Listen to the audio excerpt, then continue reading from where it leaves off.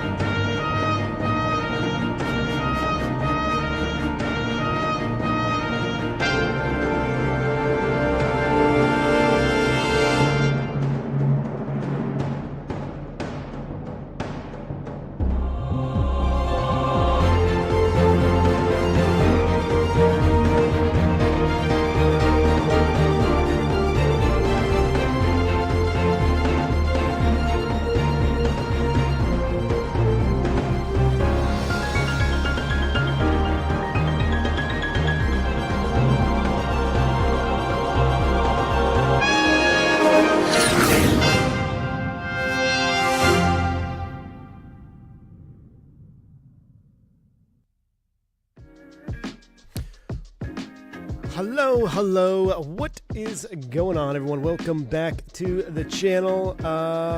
There we go, that's what we need. That should be on now, and that's on, and the sim sounds are on. Okay, we're good.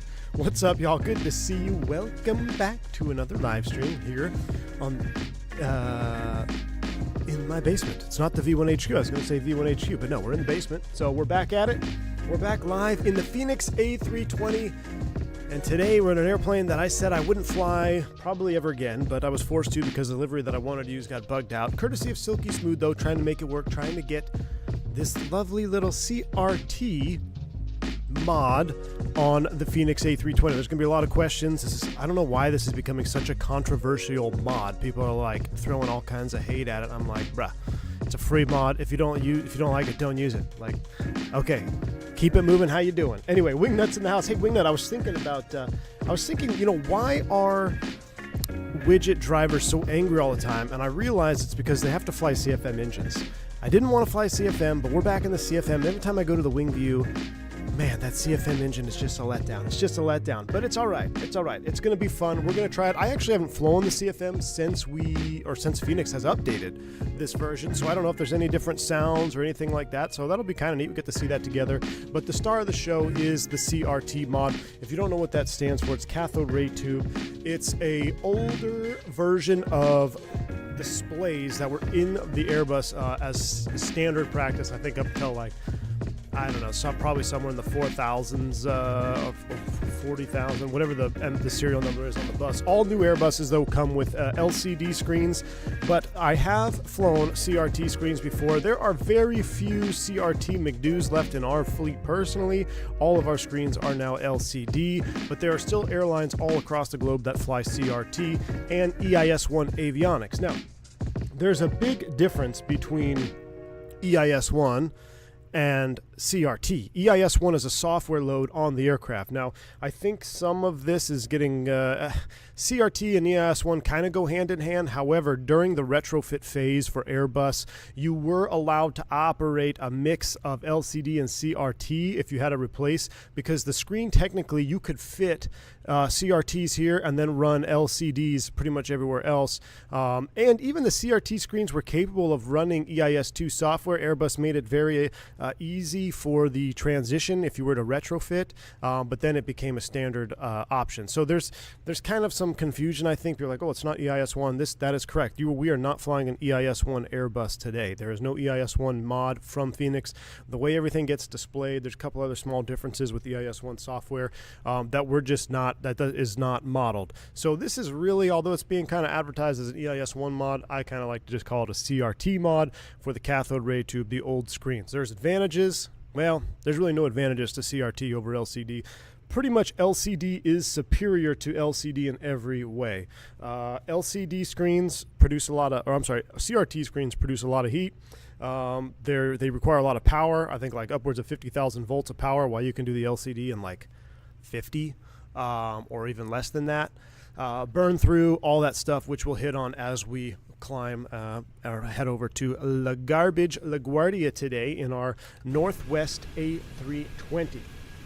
Widget 320s all have CRTs, correct, and United. Well, take that back. There's a dozen or so, I think, maybe 6. Well, because they're getting Neos now too. So United used to always be all CRT as well. United actually has the oldest Airbus fleet in the United States. So if you're flying on United, don't let that scare you.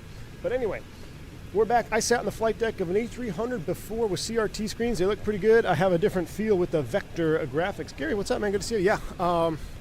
You know, the biggest drawback as a pilot's perspective, I think, for CRT is that in the sun, when the sunlight comes in and hits the screen, it makes it very difficult to see. It kind of like, I don't want to say it blows it out, but it's like it dims it. It almost looks like your screen is turning off. And you know, I've seen things where like, oh, we have to write up the screen, so they replace them. Same thing with the McDoos. And the screens will get dimmer over time, and if they can't fix them, they ended up just swapping them out. At least that's what they did with our fleet. So we still have a handful of McDoos. I think I posted a couple pictures in the members only section a while ago when I was flying some CRT stuff. But other than that, the new Airbus is all LCD. So should be fun. Isn't the CRT? It is, Matt. It is. CRJs are CRTs. I don't even know. Like, are CRJs still being made? Like, they surely are still being made, right? So are the new CRJs all CRT? I have no idea. I never flew the CRJ, so I don't know. But yeah, you are correct. They are CRT. Mod is available by Hughes Horizon Simulations. It's only available for repaint. You cannot download it individually. A few liveries can be downloaded from FSTO that already have the mod installed. Correct. Yeah, this is a mod from Horizon Sim. I was hoping they'd throw it in. Right now, the only liveries available with the CRT is Pratt & Whitney stuff, which I'd like to see some old America West, U.S. Airways, U.S. Air? No, I think America West, U.S. Airways. That one U.S. Airways, actually, was it America West bird with the nose gear? That was a CRT screen. That actually got transitioned to LCD. Dave, thanks for the €22 donation, man. Appreciate it. Just finished my type rating on the 320. Sweet. The training was a breeze because over the past month, I've learned so much from you. So big thanks to you, Fenix, and everyone. You really launched my A320 career, and I'm forever grateful. Well, Dave, huge congratulations to you. Getting your type rating on the 320, man. That's very, very cool. Enjoy your future career in that bird, or however long you're going to be in that bird. But thanks for the support, and I'm glad we were able to help you along here on the channel. All right, looks like the web eye is down, so I launched something else here. Let me just double check. Might be back up. That's fine. We'll roll with it for now, I guess. CRJ ended production in December of 2020. Well, all right. Yeah, good to know. Here we are, rain of Detroit. And let's fire it up and get out of here, shall we, chat? Look at those ugly CFMs. Nah, I'm just kidding. They're all right. They're just so... They're so rinky-dinky. Like, they're just so little. You know? They just... It feels like they just cut them off right here. Like, we need more meat. Looks like half of an IE. That's all right. Let's go ahead and get this thing fired up. Let's take a look at these screens. So, we'll start up at the top. Let's get our batteries on. Battery 1, battery 2. And the veil's coming on. Oh, we're running all the old school stuff. We got the CRTs. We got the old analog gauges. Now, the lines across the screens here, I think, are kind of to make it harder to read on purpose, which I understand where they're coming from on that mod. We'll see. I mean, it definitely makes it harder to read. They need more cowbell. What's up, Tyson? Good to see you. Happy to catch you live from the Netherlands. Ironically, we have more or less the same weather as you have in the sim. Really? Well, we're united here in the rain and under the clouds. Good to see you, man. Welcome on board. V1 operated my first 320 flight into Lauderdale. Any tips on landing flare? Don't hit the tail, flying Canada. 7.5 degrees unemployment attitude. Or 9.5. 9.5 degrees unemployment attitude. Try not to exceed 7.5. You really don't need more than 7.5. It feels unnatural, but you'll be fine, man. Enjoy it. So you can see right out of the bat here, and this is, mind you, this is my very first startup with CRT screens on the sim, so I'm getting to look at it for the first time. And you'll notice that the screens are kind of cut off here. Now, while that may be annoying, you can see how it is kind of cut off. So the real CRTs obviously wouldn't have cut off data, but you have to understand that traditionally the CRT EIS1 is actually completely displayed different, slightly different font. The way that this is laid out is different. But one of the big advantages to LCD is I think it's like 17% more screen with the same overall size of the unit. So the unit size itself doesn't change, but with the LCD, you got an extra 17% of visible display. So I think that's kind of what, you know, you have going on here with the cutoff. Because I mean, maybe the frame is the exact correct size, but because we don't have true EIS1 software running behind it, it gets a little bit wonky. Even with EIS2 and CRT, though, you would be able to see this in normal. Now, remember that a CRT and EIS2 is only during the transition retrofit phase. I don't know of. I could be wrong. Look, there's so many different Airbus's configurations out there. There probably is some Airbus flying around with EIS2 and CRT screens. I don't know. I'm not going to say it doesn't exist. I haven't seen that as a normal thing. I've only seen it during the retrofit when they were changing out units and we had a mix and match. So, again, take it for what you will. I mean, Airbus, there's so many different mods and things you can do with it. Who knows? I feel like the font was actually bigger and gauges were differently proportioned. Yeah, they definitely were, Jeremy. And one other thing too is, like, I feel like CRT was a richer black. You know, so the lines. I'm trying to look at it here I mean, this is my first time seeing it powered up. It's like the lines across the screen there, I don't know, make it more faded, which wouldn't really be, not really how you see CRT. It's more like a richer black, wouldn't you say? Wouldn't you think, like a darker color? I don't know. Max Rank, dude, good to see you, man. Been a long time. Lunch stream can make bloody work always get in the way. Hope you're well. Max, good to see you, dude. Been a long time. Been a long time, my friend. Hope you're well. Here we go. CVR tests. Anyways, we'll look. We got plenty of time to look at those screens. Let's go ahead and fire everything up here. 1, 2, and 3. We are going to be Northwest 357.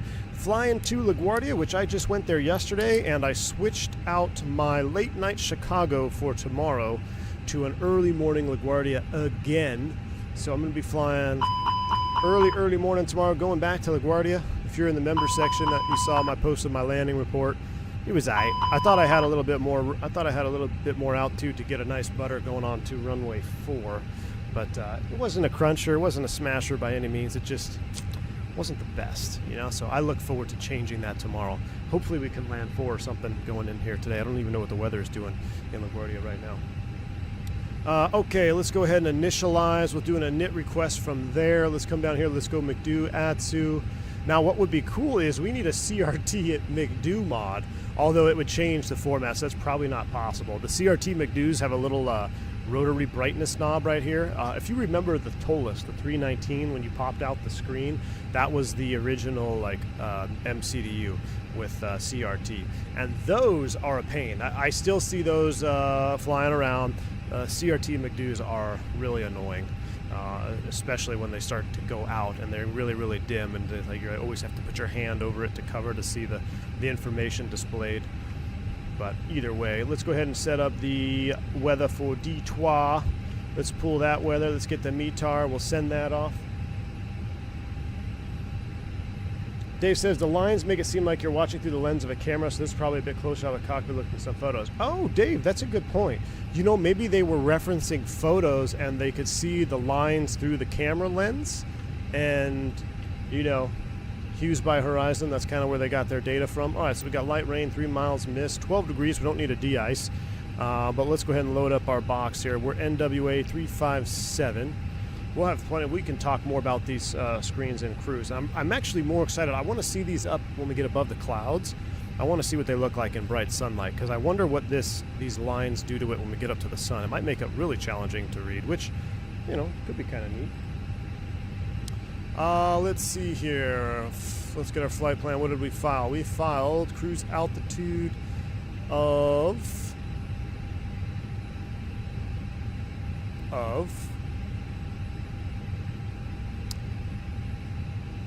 35,000 feet. Why is it always so hard to find on there? 350, that goes there. Boom, temperature off the ECAM, it's 11 degrees. We'll throw that in there. IRS is going to init itself. All right, let's come over here and let's go to ground services. Actually, let's go to weight and balance. We will load aircraft. GSX, it's going to take a little minute. They're going to get started. They're going to do all their things. Refueling is going to show up. Good deal, good deal. So let's pull up the charts for Detroit. It's been 4 years this month. Still the best aviation channel on YouTube.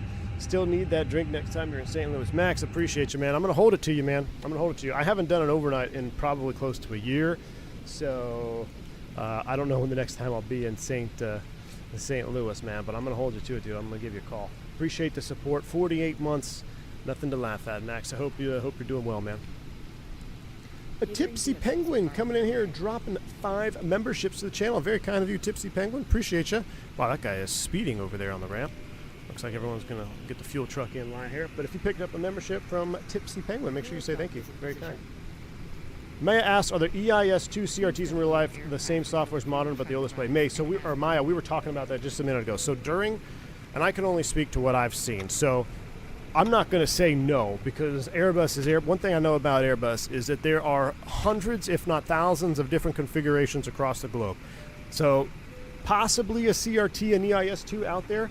I can tell you when we were going through retrofit, we were running CRTs on the PFD and MFD only while they were retrofitting with LCD. So like you could swap PFD, MFD only with EIS2 with the CRT. The software would allow you to do it. Now, I don't know, like I said, I don't know if you can or cannot run a straight up CRT suite with EIS2. I don't believe so. Especially all the new birds after like a certain serial number came standard with LCD and EIS2 software. I set my alarm to make sure I was awake. Oh boy. Also gradual flying into FL today. Rhino weather Yes. spinning up tornadoes. Tornado warning over T-Mobile Airport right now. Thank God I'm not working. Wrong side sim. Thanks for the $20 bank angle check, my man. Yes, I was actually going to fly Fort Lauderdale to Orlando in the sim, but I couldn't get the AirTran livery to work. I think it got bugged out. Silky Smooth was trying to set up the CRT mod with his livery of AirTran when I could have flown the IE motors. But we did a little pivot here. We're doing northwest over to LaGuardia. But thanks so much, man, for the $20 bank check. Yeah, I'm glad I'm not flying down there. I'm actually glad I'm not flying tonight. I think everything's going to get jacked up. You know how it goes, man. Florida goes down, everybody gets hosed, and then planes get delayed. Now, I am flying tomorrow morning early going up to LGA, so if you're at work tomorrow, man, fleet launch, 5 a.m., gonna need your A game on the dispatcher side of things, because I don't know what kind of leftover weather is going to be up there. But appreciate you stopping by, man.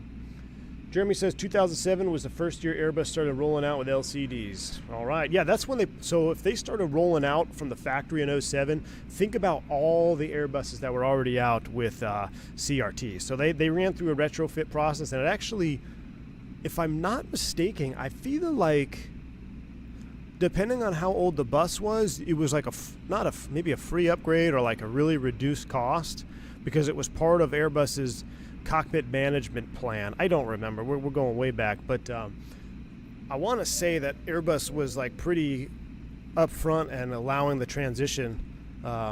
You know, obviously you're going to lose revenue when you bring an airplane down to do the retrofit, but as far as, you know, having to get charged to redo the cockpit, I don't know if that was, or how that was handled. Micah Messer, 19 months. Appreciate you, dude. Thank you so much for the 20 months of support, man. Jay Queen says, your LaGuardia Key West got slapped with a 6-hour edict. Ew. Ew. All right, let's finish this up here. Detroit is 050 at 7, so let's finish our flight plan. We're going to depart off Detroit, runway 4. It's 4 right, right? 4 right is the one we want? Yeah, it's the closest one. 4 right. We're going right here. Nope. Dang it. Erase. Erase. Departure. Departure. 4 right. And the flight plan says, I don't like how this thing works over here now. This new, makes it really challenging to see the whole flight plan in one shot. Pavel 2 SB on the MIP4. All right, so we're on the Pavel 2 off 4 right, SB transition. We'll insert that all the way down. Now we're doing the MIP4 LaGuardia. I'm gonna shoot for, let's pull LaGuardia's weather real quick. We can accept this prelim. Flight Force, thanks for 5 more memberships gifted to the channel, man. Very, very kind. Appreciate that. Hope you're doing well up there on the East Coast, Flight Force. I'll be flying up your direction tomorrow morning. Thank you for the support, man. Vodka trying to flex with 41 months of support. So, appreciate you, Vodka. 41 months, man. Man, it's, I didn't know you'd been a member that long either. Gotta love the freebie upgrade, just like the Fenix B2. That's the thing, man. Like, I don't know why. Okay, 050 at 12. So yeah, we'll land 4. I'm going to get back to that thought here in a second. Let me get the MIP4 in here. MIP4 off of the transition. Was it Keating, Echo Tango Golf? That looks good. We'll insert you. Flight plan is pretty much done. We're going to rip through this here real quick, and then I'm going to get back to your message about that, because I don't know what's going on, man. The flight simmers are just weird. We're a weird bunch. We want everything for free, and if we don't like something that's for free, we get mad. I don't know. All right, arrival. If we come back around here, we'll just come right back to 4 right. That's fine. Secondary perf data. I don't want to look up the barrel. Let's put 200 in there. Be next phase, 200 Yankee ain't going to cut it. 200, we'll put that in the radio. Zero it out. We do have to run wet numbers today. Temperature was 11. It's 12 now, but that's fine. Magic barrel ref key 2947. 2947. You know what I forgot to hook up is my mini FCU. Forgot to hook up mini FCU. That's fine. We'll be all right. KDTW. Perf init B. Dunzo. Is the fueling done? It is. 15.0. We'll throw that in the box right here. 15.0. Hit the fuel page. We're on board and balance. Let's get all these on. We'll get the seatbelt sign on. Boom. Brighten it up here.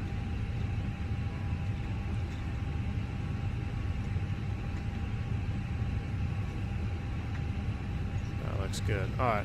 little bit of stutter now. Taxing my old D-twa is pretty heavy on the system. We hit magic barrel ref. That's good. We're going to leave everything there. So we can go back over here. Actually, we'll look from this view. I like this view better. Trying to hit tower and approach. Rusty, dude. That's that one was scary, man. Believe it or not, AA still has some super old. Oh yeah, they definitely have old ones, man. They definitely have old ones. There are a lot of old. Old is relative. I mean, you know, an old Airbus for one fleet is not old for another. I mean, there are some old Airbuses flying around. There's no doubt about it. Today's stream is also V1 cosplaying Cat 5. Ooh.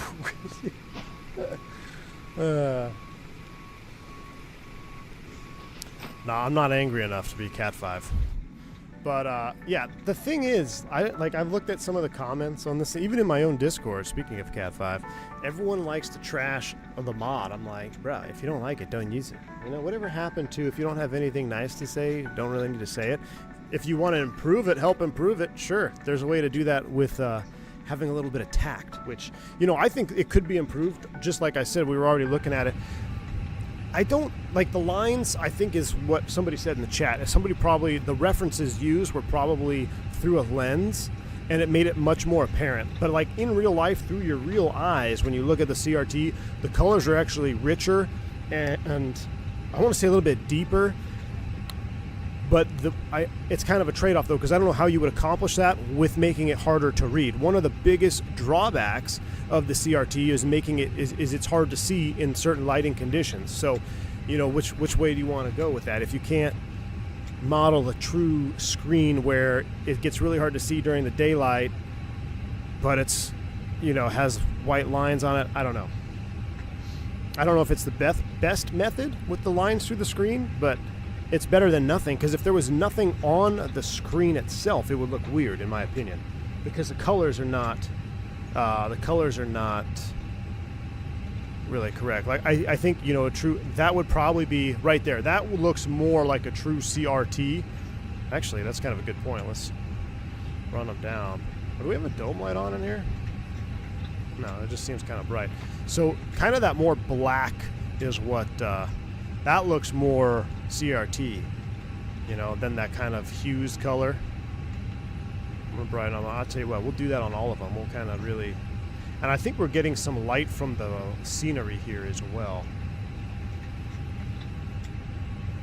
But see, that looks a little bit more realistic when they're darker like that. Now, what also is cool is they went back and thrown the orange, that really orange look up here, which is realistic. Tell you what, we're going to set our cruise altitude all the way up to, what did we say, 35? 350. What did we put in there? 35. Yep, 35 is set. So this is part of the older Airbuses that this definitely changed over the years. CRTs have higher contrast, but they're not bright enough. Blacks are blacks. LCD is white blacked out, so it has some level of bleed. There you go. I mean, yeah, that makes sense.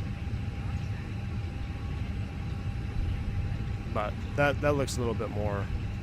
We'll turn the black down. And this is where you get the, you know, you took the airplane from someone who flew CRTs when you get into the cockpit and your screens are like that.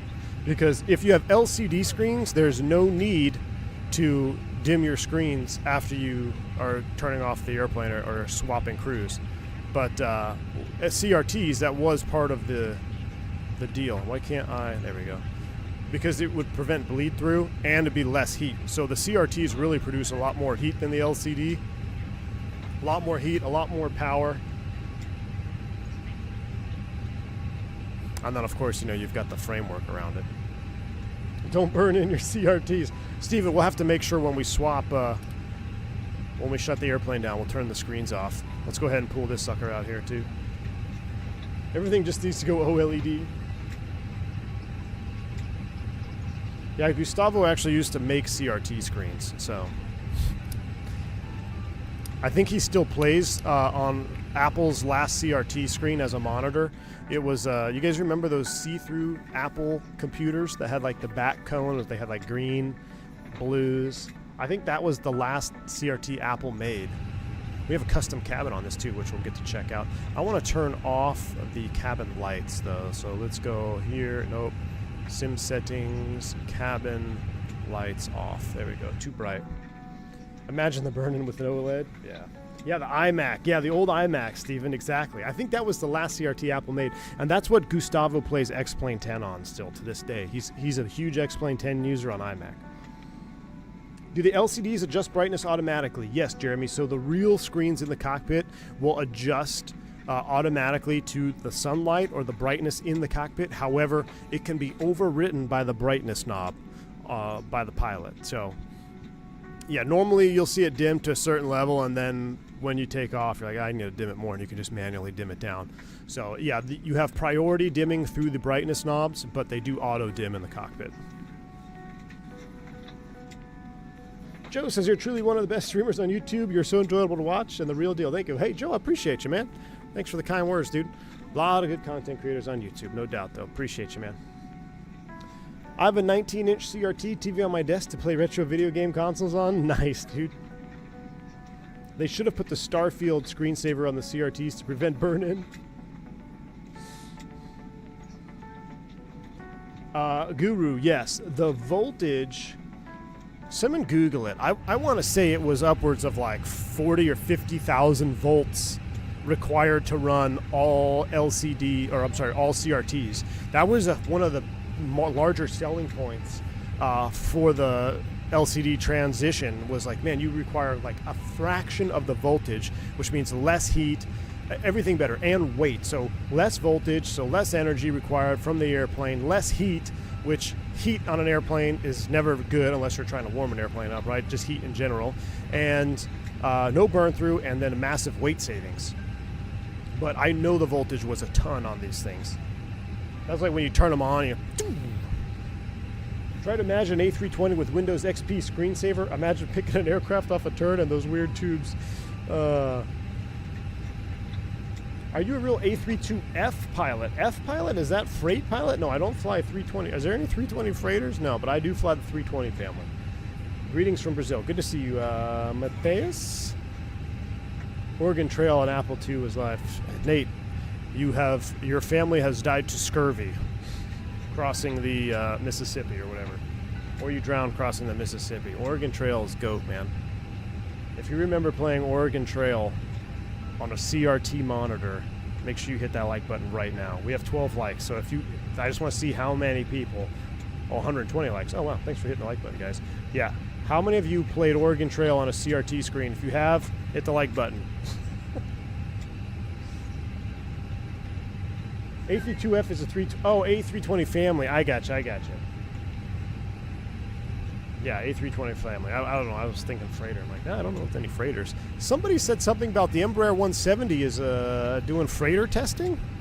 That's kind of neat. Oh, freighter transition. You have died of dysentery. AJ Funari, thanks for the $5 super chat. Kids these days will never know the joys of pressing the Degas button on their monitors. Ladies and gentlemen, welcome on board our flight. Please place your large bags into the overhead lockers, wheels first. Thanks, AJ. And keep Appreciate your you, small man. items under the seat in front of you. These include laptops, handbags, duty-free and loose items of clothing. If you are seated in an emergency exit row or a front row bulkhead seat, all of your items must be placed into an overhead locker. Once you have safely stowed your cabin bag, please take your seat. To help us ensure an on-time departure. Sorry, I had my buddy calling me there. Had to change that. But thanks again, AJ. I appreciate you. Yeah, wasn't that was like for the Degas? That's like for like the magnetic stuff. Thank you for observing this policy. Wasn't that to like get the? I don't even remember, dude. Like, I wasn't that old back then. I think AJ might be a closet hardcore boomer. Nothing wrong with being a boomer. Just don't dim the screens when you leave the cockpit and they're LCD. That's the only thing I gotta say. All the CRT talk is making me nostalgic. I hear you, man. Dude, I like it. Like, anybody who's got a problem with CRT mods for free, like if you paid for it, then it'd be like, okay, that'd be a little. If it wasn't exactly what it should be like, then I could see why you would get a little frustrated. But I mean, look, it just adds a different definition to the cockpit, and I like it. It's free and it's livery specific, so you can set it up wherever you want on a different livery. Or actually, I shouldn't say that. It's right now it's only attached to certain liveries, but it's not like you can only have CRT or not CRT. If you want to mix it up and make your life a little bit different when you're flying the sim, give it a full send, man. All right, boarding is complete. Let's fire up the Yahoo. Delta Tango, I hear you, man. This chat, one thing about YouTube chat, Delta Tango, is YouTube chat knows all. Whether they do or they don't, the YouTube chat always knows everything. But jokes aside, there is a ton of knowledge in the chat. That's why I defer to the chat a lot, because honestly, you guys do know a lot. We got all kinds of backgrounds, people from all over the world tuning in here. This is probably some frame gen situation over there flickering. The photovoltaic, oh boy, here we go. Here's Gustavo. The photovoltaic sensors on the LCD screens are the two round things in the lower part of the displays. Thank you, Gustavo. This is like a walking college. Hey, Ron, good to see you, man. With the way cockpit displays are going, we'll have the PFD and ND on a 65 OLED by the end of the decade. Aaron, you're not wrong, man. Look at the 350 cockpit. Look at the 220 cockpit. You're not wrong, dude. Marco, yes, I was really hoping there'd be an America West livery with this. I think in the Discord, Whiskey Throttle, I think he's going to see if he can get his liveries with the America West package, give you an option to have CRT. That would be cool, because for me, CRT means when I was flying on these airplanes, like when it was hardcore CRT, I was flying as a passenger on these airplanes a lot, and that was America West, US Air, out in the Pacific Southwest. Pacific Southwest? That doesn't make sense. Pacific Southwest? No. Southwest. Southwestern United States. Yeah. What's up, V1? How was the O2? O2? O2 what? But what's up, Rex? Good to see you, man. All right, we're up and running. We'll go ahead and disconnect that. We are going to go here. We need to squawk 7203 per our instruction. You can even see there's a little red tint right there on the back of the transponder, just making it look old school, man. Just making it look old school. 7203, that's set. And let's come down here. Let's go to our perf page. Let's go to our init B page. We're going to send the final numbers from the weight and balance. We'll go weight and balance, send to McDo, 26.6, 30.1. That all looks good. It's going to give us some funky fuel numbers because we like to use reserve percentages, but we got plenty of extra gas, so that looks good. We'll go to our perf speeds. Let's run some takeoff data for 4 right. We're doing Toga only. All right, here's the thing. I don't have faith in these CFM engines, so we're going to need maximum performance off 4 right. We got to give the CFM the best chance it has. So we want to go yes. Anti-ice is off because it's still above 10. Packs are going to be, we're going to run this on, sync final, sync live, calculate. Now, we need, let's see, we got 386, 177. If we can hit 250 on the likes, chat, 250 on the likes. We missed the like goal yesterday. We'll do packs off takeoff. But right now, we're 42, 42, 45, flaps 2, down 0.2, no flex. Send that into the computer. Checks out 42, 42, 45, flaps 2, down 0.2 at no flex. We'll dim that screen a little bit. All right, I think we're just about ready to go. Let's flip that beacon on, and let's pretend it's been 3 minutes. We'll get the APU bleed on. Departure clearance is requested. I'm not going to interrupt pushback. 350 is set, 2947, low pressure here in Detroit. And aren't we supposed to put the tower freak on in this thing now? Let's see. Hello, Captain. We are ready for pushback.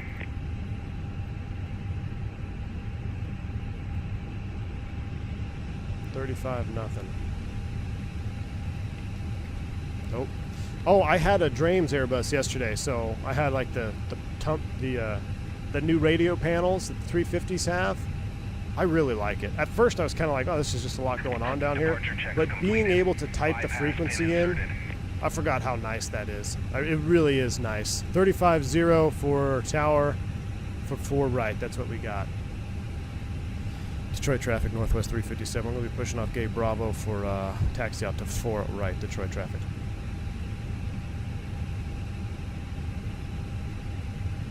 Captain Vikas, long time no see, man. Good to see you. Says, thank you for the 449 Indian rupees. Appreciate you. Company had me move to a different 320 base. Missed my home sim so bad. Craving some FS 2020 hours. Real life, got nothing on this. Captain Vikas, appreciate the support, man. Very kind of you. And I agree. There's something about flight simulation satisfaction. There's something about flying the flight sim that, ooh, which way we want to go? We want to go nose left, tail right. That'll be closer to 4 right. Release parking brakes, please. Cockpit to ground, brakes release, you're cleared to push. Commencing push. We'll go ahead and get our cams All on. engines clear. Start at We will. got the northwest red going on in the background. I have to kind of blow out the LEDs because if I don't have proper lighting down here and you won't be able to see any of the flight controls, so that's why it's kind of blowing out red. But there's nothing like flight sim satisfaction. You know, flying in real life is awesome, no doubt about it. But it's just, there's something about this sim, man, that's just so fun. I love flying it, and like it's no risk. You know, you can do it from the comfort of your own home, have some beverages of your own choice. And we're so, I mean, it's so close, the realism is so high now in Microsoft Flight Sim that it truly is enjoyable. Hot cabins with no air is a nightmare for those in the back. Oh yeah. Check the 1+F Toga topple for 175 is config too. Alright, well Gustavo's our dispatcher today for Northwest. You want me to run a flap 2 is what you're saying? Optimum, flap 2. What did you say? Check. Oh, you want me to do 1+F. Okay, so this is topple limited, so you want me to do 1+F? Fine, Gustavo. Fine. Okay? There you go. 42, 42, 44, flaps 1, down 0.2. You happy now? I just thought flaps 2 would be a little bit more juicy. Has the sim accidentally, unconsciously interfered with your real-world flows? Corn, I did the... No, because I try to keep my... If anything, it's the opposite. The sim keeps me more proficient when I'm not flying for long periods of time. Now, what was a danger was during COVID... Please set parking brakes. Brakes are set, you're clear to disconnect. I took a long leave from flying, and I was using the sim to kind of keep my mind in the game. Obviously, when I went back to work, I had to do a recurrent sim session.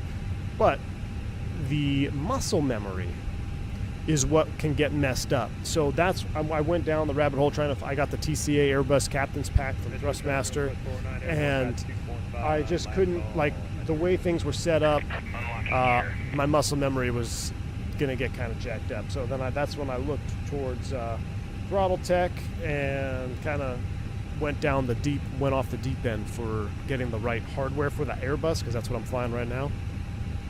So I also don't know. Been doing a lot of Embraer 170 flying. Might have had something to do with my slightly late flare into LaGuardia yesterday. Because the Embraer, you bring it down a lot lower before you flare. Airbus, you start flaring. I mean, honestly, you could start to arrest the descent at like 40 feet. You hit 50, depends on how fast you're coming down. Well, that's not how the book says. The FCOM says you're supposed to wait till 30 feet, then arrest the descent, and then flare it, power to idle. Yeah. Okay, well, every landing's different. Go read your FCOM elsewhere. Let's fire them up, shall we? All right, beacon's on. I don't know what the CFM startup sounds like, so let's hear it for the first time since the update. We'll do it from right here. This should be about the most juice, right?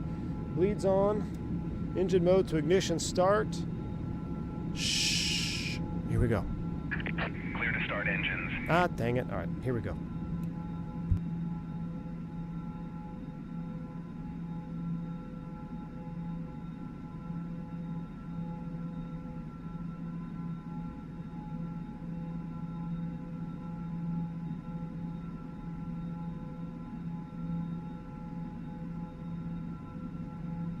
Ladies and gentlemen, please observe the Oh cabin my crew gosh, I members forgot closest about to this you as chick. We are about to demonstrate the safety features of our Airbus A320 aircraft. Thank you. Yeah, we're listening to the CFM startup, but meh. Ladies and gentlemen, welcome aboard our Airbus A320. Following See the power interruption on the. The safety card found in your seat pocket contains important information. I mean, look how about fast exit they start up. How lame is that? It's a veil already. That's super lame. Here we go. Let's start 2. stopped if you hear Dougal brake, McTavish. brake. Good to see you, man. There are 8 emergency exits on this aircraft. The Flight cabin attendant had to crew are ruin now it. pointing out the exit Variety is nearest the to you. spice of life. True, Please be except aware that CFM. your Don't fly nearest CFM. usable exit may be behind you. Just kidding. Emergency lighting will guide you to an Can we exit. disable In GPS? an emergency, See how the do leave IRU all drift? baggage No. on board. I'm not The interested seatbelt in is fastened, having my adjusted, GPS and drift as we released fly as into shown. LaGuardia. It must be fastened whenever the seat Do you belt generally use single engine taxi out? But We yes, recommend very, very keeping frequently. fastened at all times. If the air supply fails, masks will drop from above you. Pull a mask towards you to start the oxygen. Notable Use your CFM nose hater. and mouth, and breathe normally. You like slow Hold the startups? mask Barbie in Jet place enters the with chat. strap. Wingnut, dude, Pull on each side to I gotta adjust. say, Put on your I own would mask love to before sit on helping this others. view on a 220. I've never sat on engine. I've never actually sat near the engine or wing on a 220. I think the only time I was on a 220, I was in the back. It's pretty mid. But the aft lav is pretty cool. Pull the strap to adjust. window. Do not Yeah, the inflate startup the is life pretty, jacket pretty non-eventful. All right, that's going there. That's going there. We're doing flaps 1 plus F. We'll extend flaps 1. Or needs topping up, blow I do love the flap animation on the Phoenix. It's so smooth. and whistle for attracting attention. The cabin crew can assist you with life 145 to jackets for 215 per motor for startup, Wingnut? Jeez.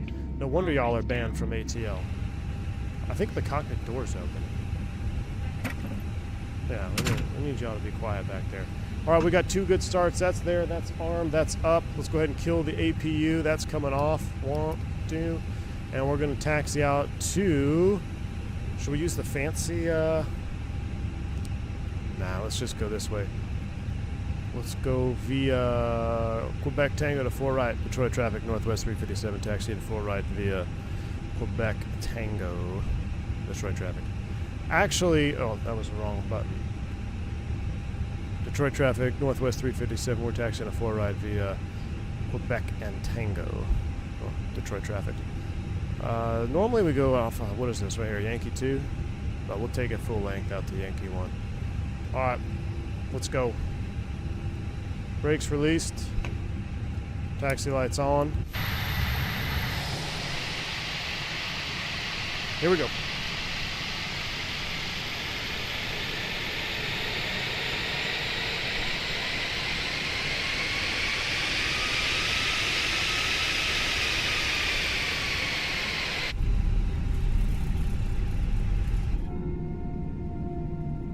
I do love that Northwest paint, though.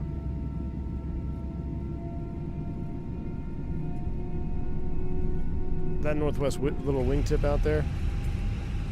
No flight control check? No, not yet, man. Not until we get off the ramp. You should go list on a jump seat with Wingnut. Gustavo, I would, but that would require me to fly elsewhere where that Barbie jet is allowed to fly into. That's a lot of jump seating for nothing. Man, I forgot. I need a lot of power to move this thing.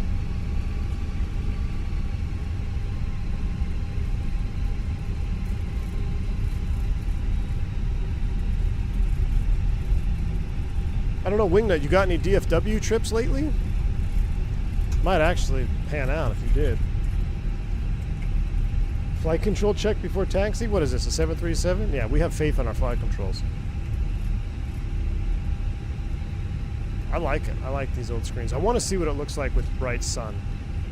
I wonder if there's a way to change the color spectrum on the back and make it darker, you know?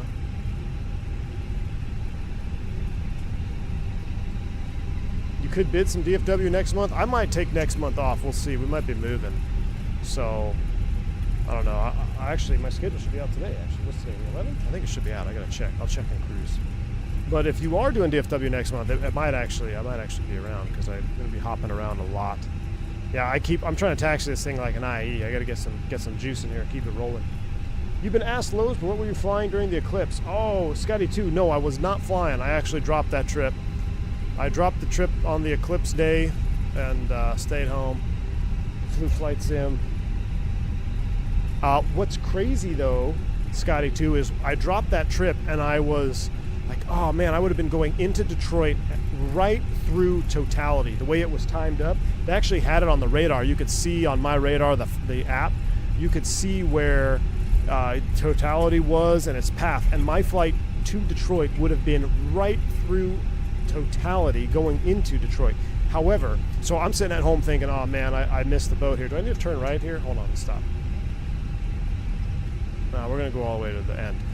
So I'm like, oh man, it might have been kind of cool to actually fly through that.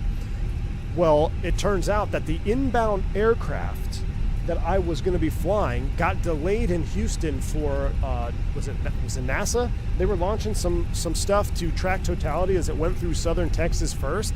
So the inbound aircraft was held for an hour on the ground, which then delayed the flight I would have been on to Detroit, which missed Totality anyway. They missed it. The Totality went right through, and then they were about an hour behind and missed it.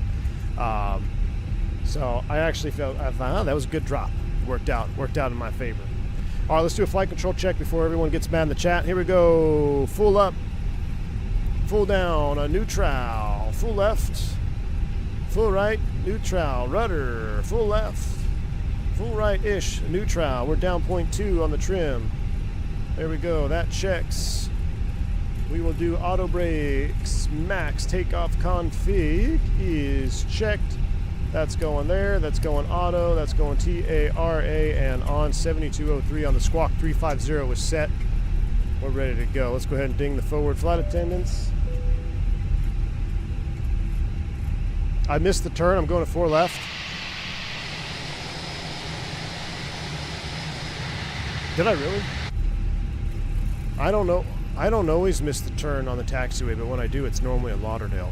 Let's do a 180 on the taxiway. We're going to bring it right about here, and hard right turn, differential thrust, juice it up.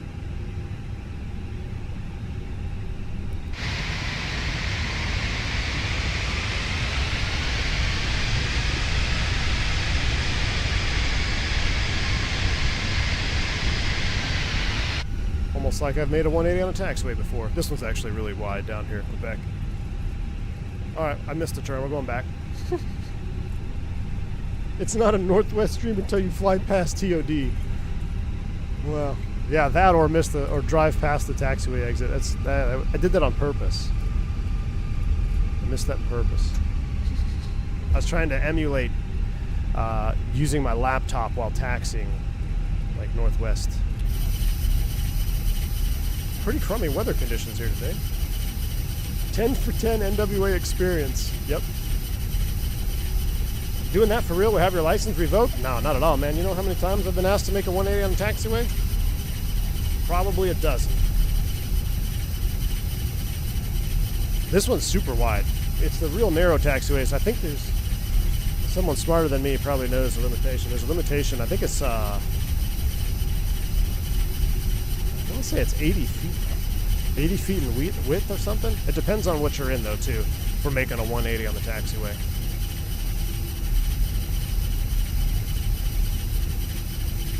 Running. Oh yeah, Sahil. Yeah, Europe does weird stuff. U.S. though, it happens, man. I had to do a 180 out of the ramp in Boston the other way. That one I almost said no to. I was like, yeah, I don't know if we can make a 180 in here. We started it and then it ended up working out all right. But I almost said I don't think we can do that. Plus, depending on what runway you land on, depending on where you're going, you have to do a 180 on the taxiway. There's quite a few, but there's a handful of runways throughout the Caribbean or South, not really South America. Most of those are all, they have a taxiway on it. But there are a handful of runways that we go to in the bus that you have to, if you don't make a certain taxiway, you got to do 180 on the runway too.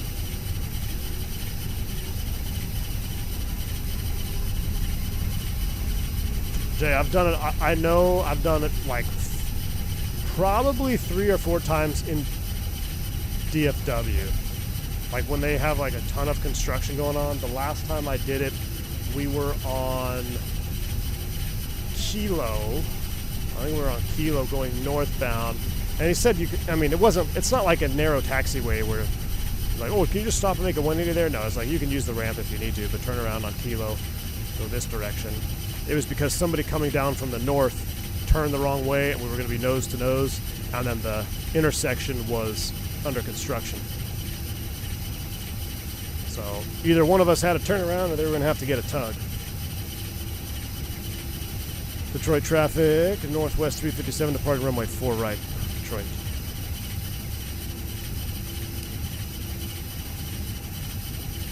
That's already on. That's coming auto. These are all on. Boom, boom, boom. You ready? 220 on the likes. We didn't hit 250, so we're going to leave the packs off. Or the packs on, rather. We got a message here. I hate taking off with a company message on the screen. I think it's just that load sheet. Yep.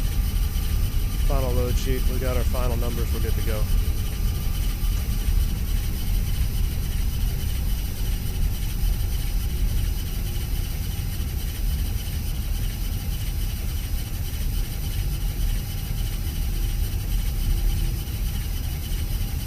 Are all our lights on? Yeah, they are. 220 is the perfect amount of likes. All right, here we go. Spool them up 50. Yoga's in chat. Packs on. Let's see how lame these CFMs are. Yoga. Not terrible. Not terrible in Toga. Toga SRS runway auto thrust is blue. Thrust set. 100 knots. Check.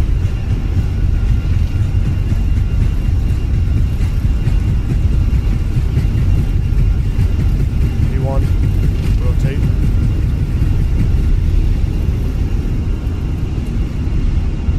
Positive rate. You're up. Navin. Fly with.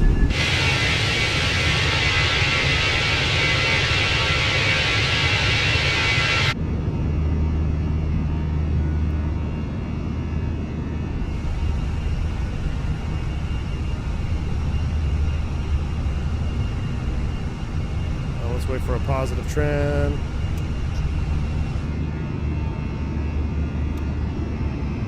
Oh man, the thrust reduction is way lame in the CFM compared to the IE.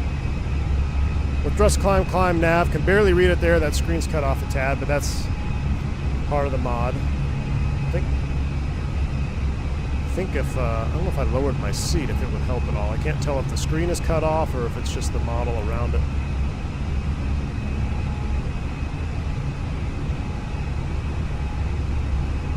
Still plus 10 on the, plus 16, so we're fine on the engine and ice. Here comes S speed. If I lowered my seat, can I see it better? A little bit, yeah. So really your seat's kind of just the way that plastic frame is. S speed, flaps 0 after takeoff check.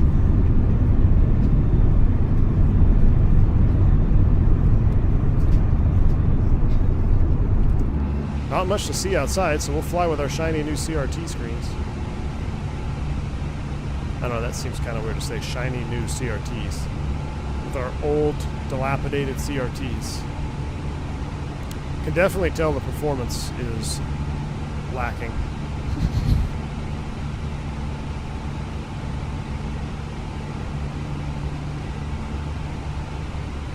Now there is a CFM variant that can be very high thrust.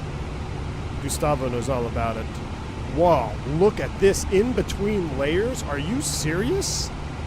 I didn't know you could fly in between layers on Microsoft.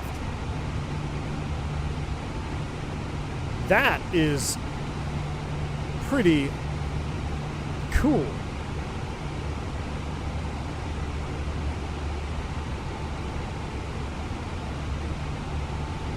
I don't remember the last time we've been between layers on MSFS. We're going to bank angle check to the right. We're going to level at 7,000. Detroit traffic, northwest 357. We're leveling 7,000. Northbound, last call, Detroit. I mean, that is pretty neat, though. Watch that bank angle. I'm leaving the brightness down on the monitors on purpose so you guys have an idea. what it's really like to fly with CRTs.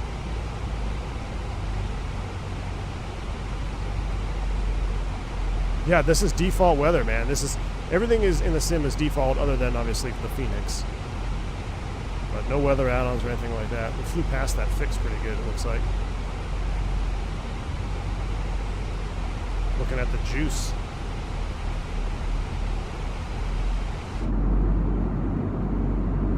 That is sweet, though.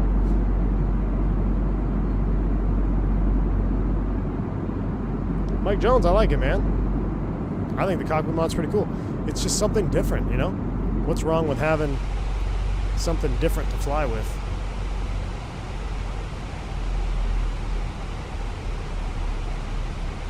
Plus 14. Now, this is where I do wish we had, like, a weather radar. Even if it was just the NexRad style. I know Phoenix doesn't want to do anything fake, though, so probably why we don't have anything yet.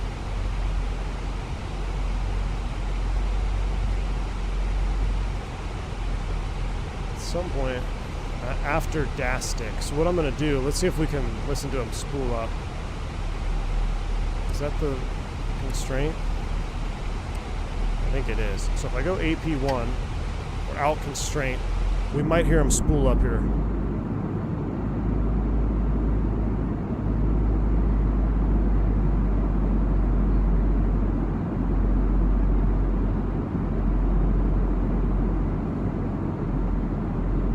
Hoping we'd hear him spool up.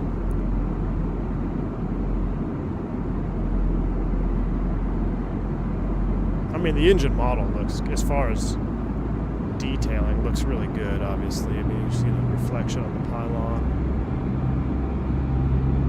Is this an A? I think this is a 56A, right? Let's look here. Oh, it's 56.5B4. Because one of them, or maybe the A has it up here, I can't remember. There's the spool.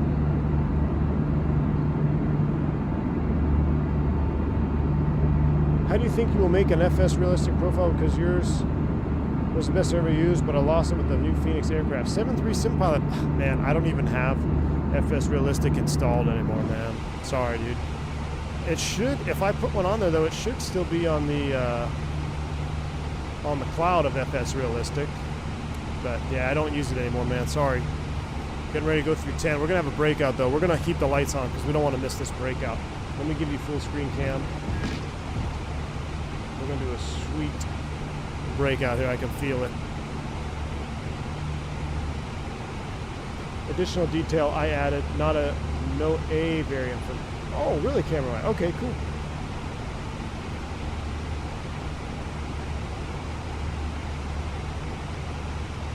FS Realistic with all the physics. Yeah, JJ, so I've heard, and I've seen it happen with certain add-ons where FS Realistic can't interact or interfere with the flight models. So, short of just flying light GA airplanes, like maybe you want to spice up your Coronados or any of the default airplanes in the sim that are piston driven, you know, I think it'd be all right. But I don't know. I never enjoyed it too much on the jetliners or the tube liners. Thought we were gonna break out here. Apparently not. We're like kind of skimming the tops.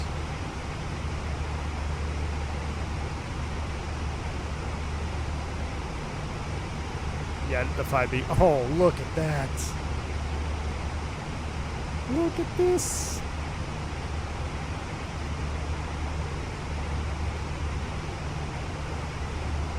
Can we get some likes in participation? The participation on the like button is pretty weak today. Maybe y'all just want to see the Embraer 170 tonight. Maybe that's why. But those clouds, I want to hit my own like button on this page. I mean, this is a hell of a view tonight. We might just leave it right here for a minute. A third layer of clouds. Yeah, TV. We're in between layers again.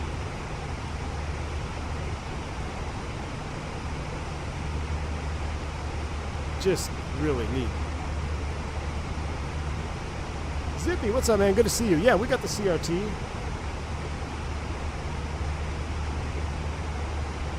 But this is we're probably going to turn our engine anti-ice on. No, it's actually, there's a temperature inversion today.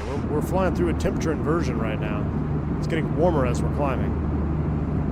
X-plane, eat your heart out. Oh, Dougal here is stirring the X-plane pot.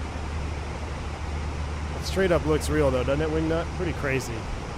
Now we're getting through a little bit of rain. Listen to it, listen to it. That's so cool. This is... I haven't had this kind of weather layer in Microsoft in a while.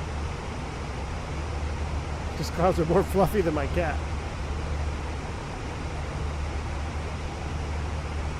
Now that looks like a buildup I don't really want to fly through.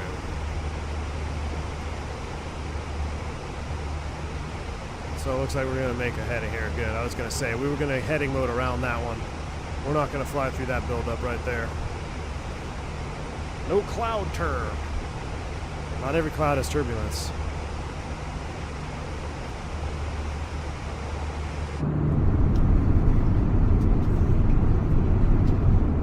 That almost looks like that train, when they blew up that train derailment there in Cleveland. Does Microsoft have radar? No, it doesn't, Rayman. The only radar you can get in Microsoft is when you use kind of the default weather radar, which is like a NexRad overlay.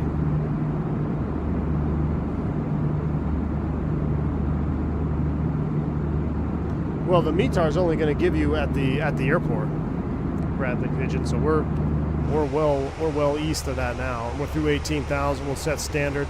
STDs are set for you, me, and Bradley Pigeon. We're up to 350. Let's kill our lights. Let's scroll our screen back. There we go. What's our temp now? All right, now it's dropping down. Let's go ahead and turn on the engine anti-ice.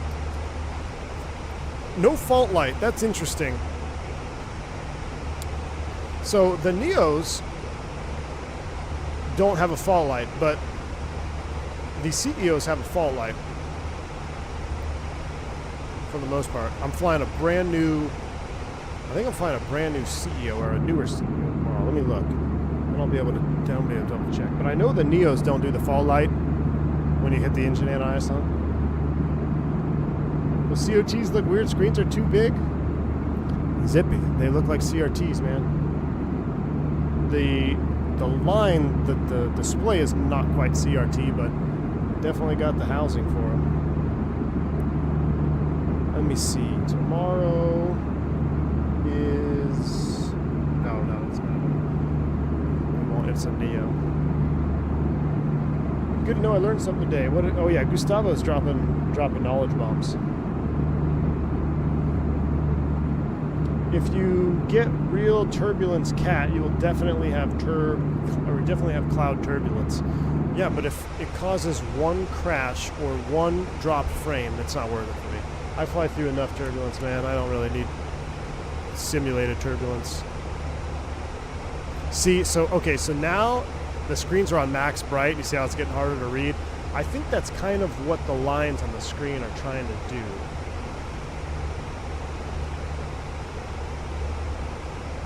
Because when you zoom back, it's kind of, I can see the method behind it. I can see, well, at least the theory behind the madness of the lines.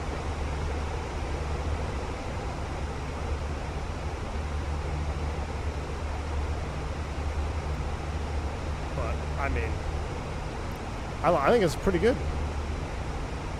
I like it. Imagine having to pay for turbulence.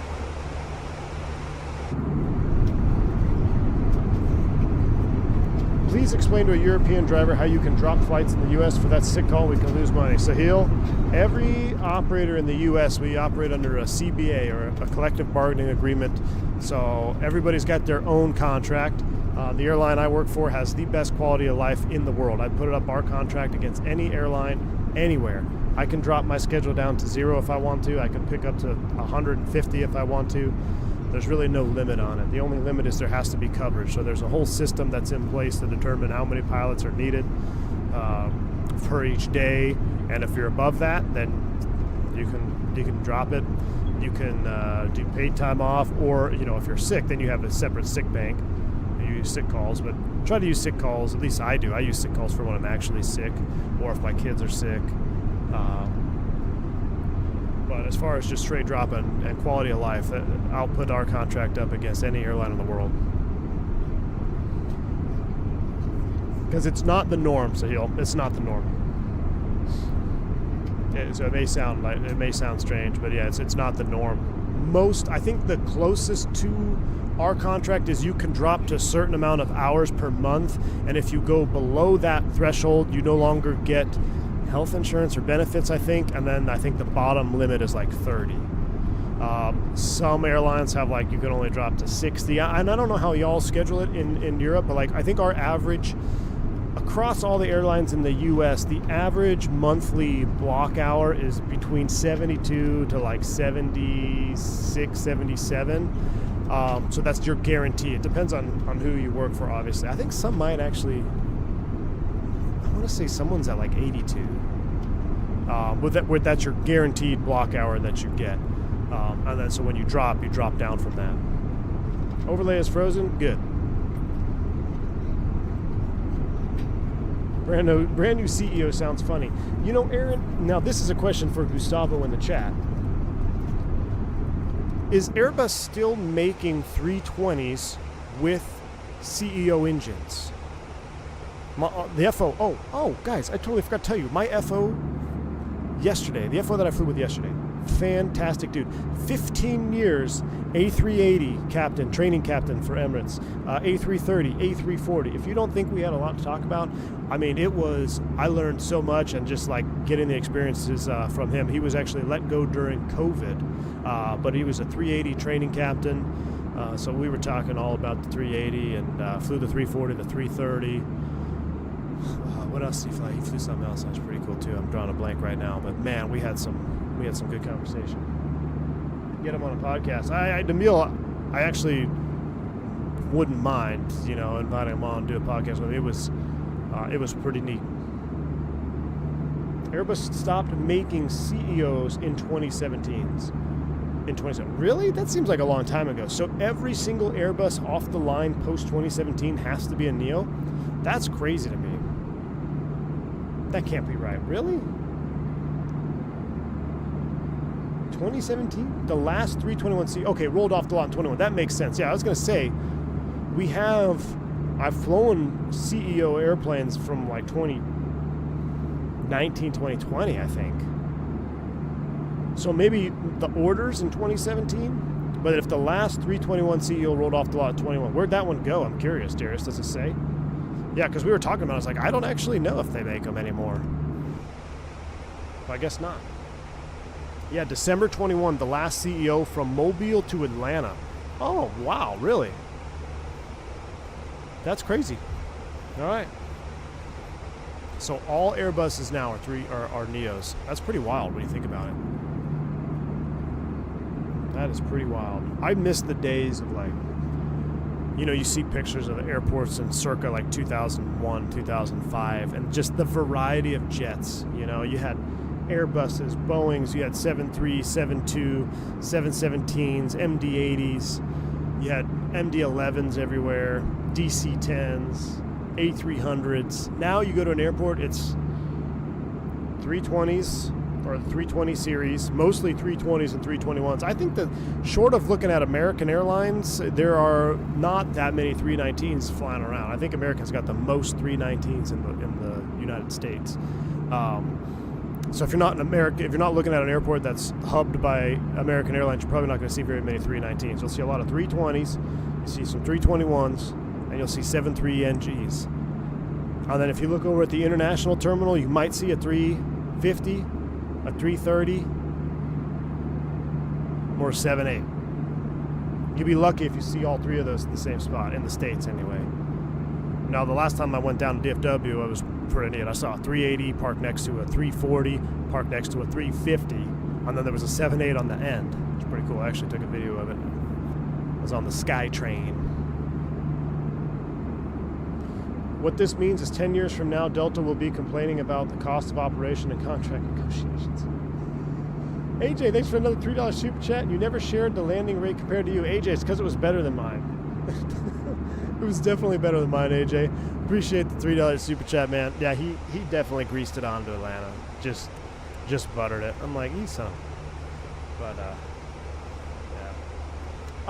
Not a ton of 7.5s, Mike Jones. I mean, you'll see some 7.5s in Atlanta because Delta's flying 7.5s as an RJ.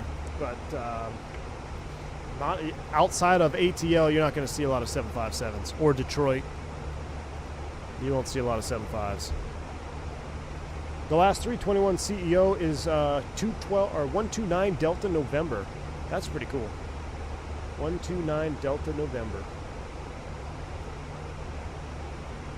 What's the Speedbird? Yeah, Zippy, that was a Speedbird in the short. I was on the Sky Train there, and I saw a Speedbird A380, and right behind it was an Embraer 170 taxi. I'm like, oh, I gotta take a video of this. A friend of mine flies a 7.5 for Delta. How's he like Florida? 4 times a day? I wish that's one bird that I wish was still around. My career would have probably looked a little different if everybody was flying 7.5s heavily and I was branching off. I would have probably pursued airlines with 7.57s. Now I think there's only one. I think Delta's the only one with them, right? American doesn't have them. They got rid of them in COVID. United has a few. They do have, I guess United does have the 7.5s. I've never met any 7.5 pilot that has anything negative to say about the 7.5, Micah. Like, I don't think one exists. I don't think there's a 7.5 pilot that exists that says I don't like the 7.5 or has anything negative to say. Like, they don't even complain that it's an old cockpit, because when you jump seat on, I jump seat on one the other day, I'm like, man, this thing, I never used to think it was old, but it actually is a pretty old cockpit. But they love it, man. It's kind of like the ND-80, you know? Those pilots love the Mad Dog.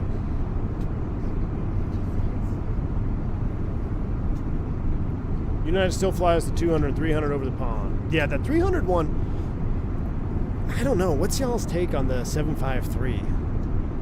I don't know if I mean, it's kind of unique, but when I see a 752 with no winglets, that's the juice.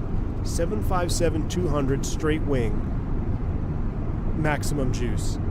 The 753, I mean, it's kind of a head turner because it just looks so long, disproportionate, but I don't know. It's too long. I think it's too long, Andre. I bet a certain driver would see Zippy. They're all deaf. That's why.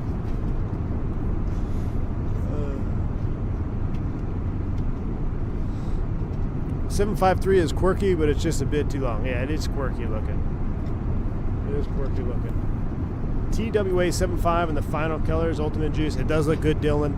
I still like the bare metal American 7.5. Bare metal 7.5 American, no winglets. I'm going Miami to Tonkin, first flight that drops from the Bluebird.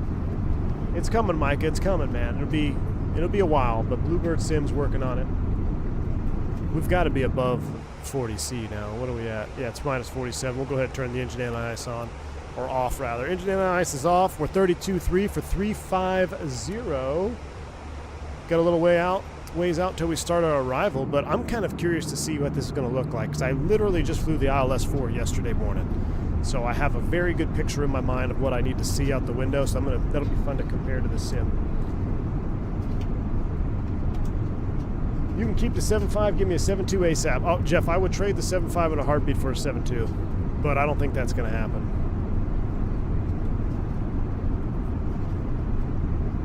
You know, Andy, I do like the Jet 275 livery. The all gray and red.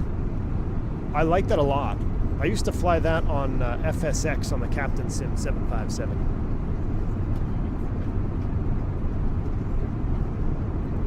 I think we just leveled off. Nope. Man, these we'll get to our cruise altitude eventually, right, Gustavo? I mean, shoot, we're not even that. We're 137,000 pounds. We're doing 700 feet a minute.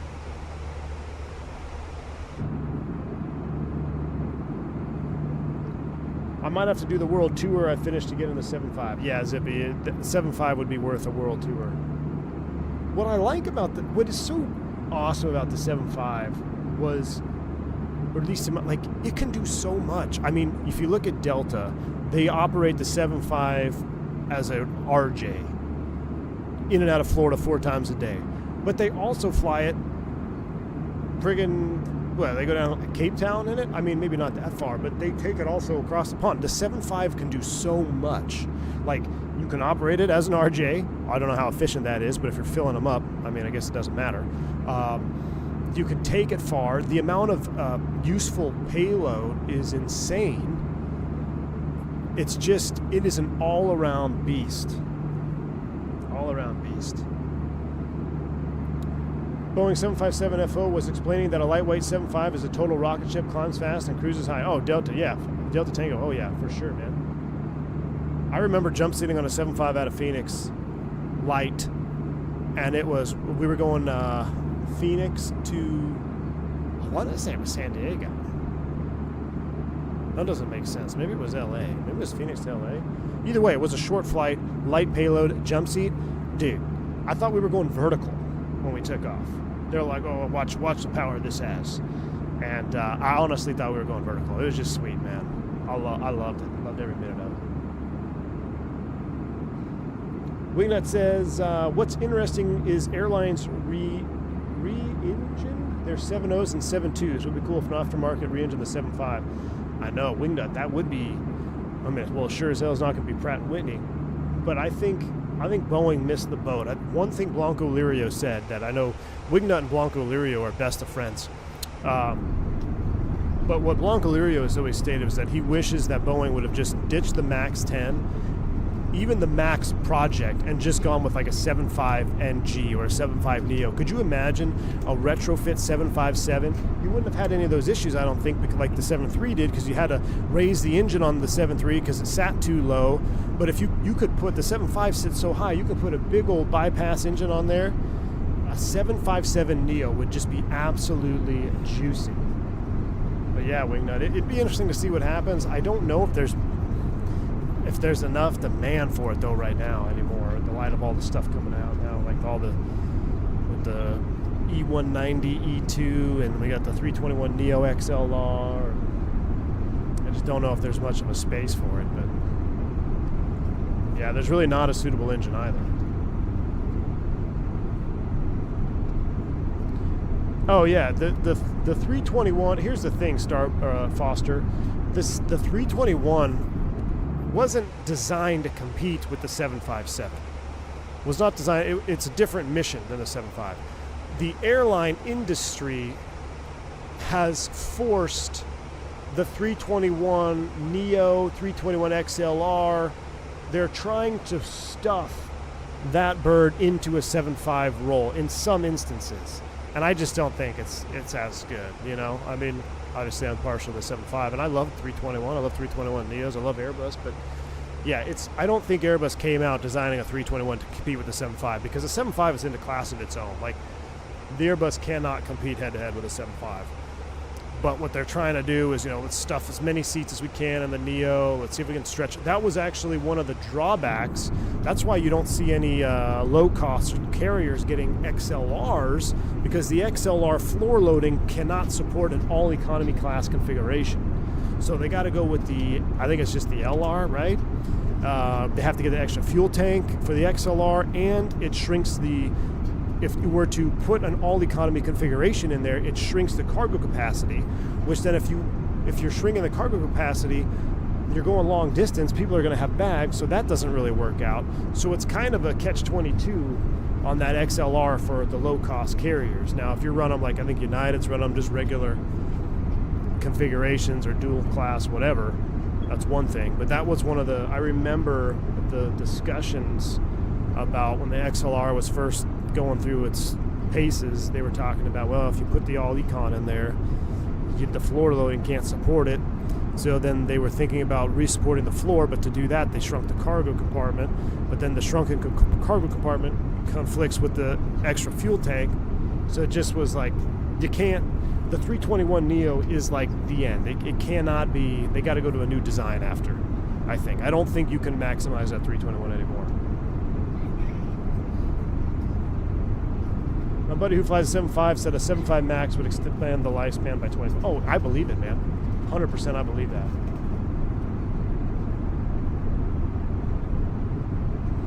Yeah, Micah, you know, if they want to get back in the game, I agree with you. They should do that. A 7.5 NG or a 7.9. Problem is, Boeing will never go out of business. Boeing has so many government contracts, military contracts, and the level of corruption that runs through that company, it's never going to go under. I mean, here is the sad truth, guys. And I hope this never happens. But you could have three or four 737s just go into the ground today, and it all be on Boeing. Boeing will still be in business the next day. So Boeing's not going anywhere. I know their sales are getting destroyed by Airbus, but it's not going anywhere. It's just the way the world works, unfortunately. 100%, too big to fail. Too big to fail. Exactly. I mean, they could. Yeah, I don't like talking about that because I don't want to put that out there like, oh, well, you want planes to crash. No, I don't want anything to crash, but I'm just saying it doesn't matter what happens. Boeing's not going anywhere. They've got an idea for a blended wing body, which is neat. Ooh. Talking about that Airbus one, Steven? Ooh, Chris. All right, we're leveled off at 340. Let's go ahead and get that seatbelt sign off. Should we go realism mode here in our CRT cockpit? Let's do it. Let's go realism mode.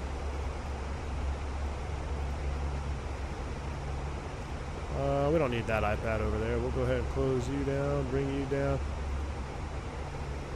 Pull the jump seat out here for wing nuts. Show them what a real cockpit looks like. I like that. I like the mod. I'll be honest with you. Is it 100% perfect? No. Is it an EIS-1? No. You can't even look at it as EIS-1. They should probably change. What I would do is if I was used by Horizon, I'm not sure if that's a team or a collective group of free modders, but I would market this as a CRT mod as opposed to an EIS-1 mod. Because that's what this is. This is a CRT retrofit. EIS-1 is you're getting into the hearts of the airplane, which is not really going to be changed. Phoenix already came out and said they're not going to do EIS-1. Like I said, they don't do anything fake, so they're not just going to give you fake displays with EIS-2 systems going on behind the panel. They want to give it a true EIS-1. It wouldn't be worth it, according to the Phoenix team. And I agree. I think it's fine. Leave it the way it is.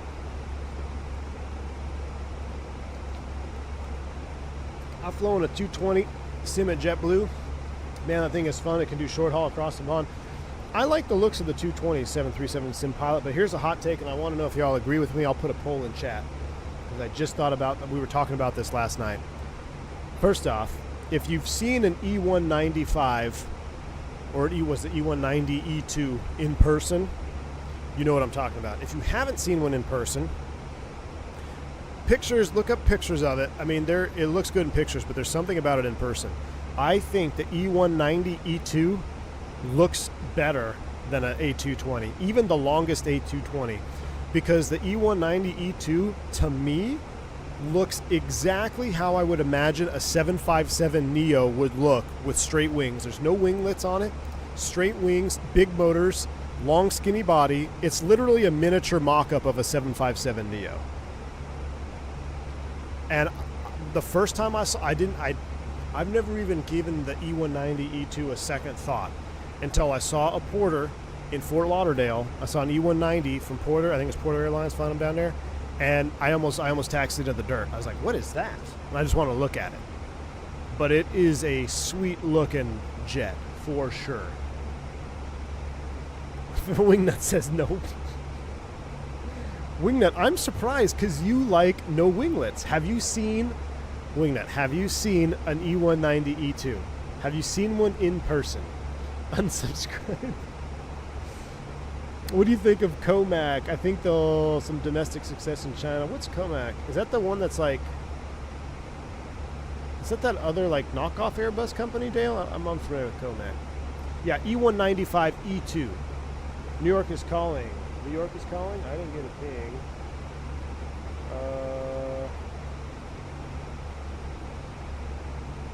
Let me check.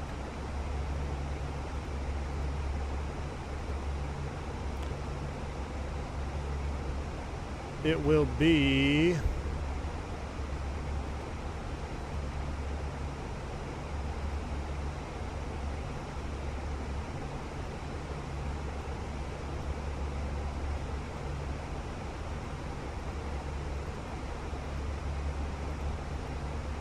Doesn't tell me who.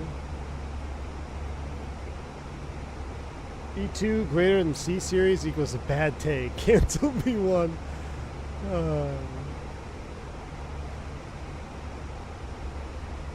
2532. We'll give him a call on 2532. We're not inside their airspace yet. But let's give him a holler. 2532. Oh, there it is.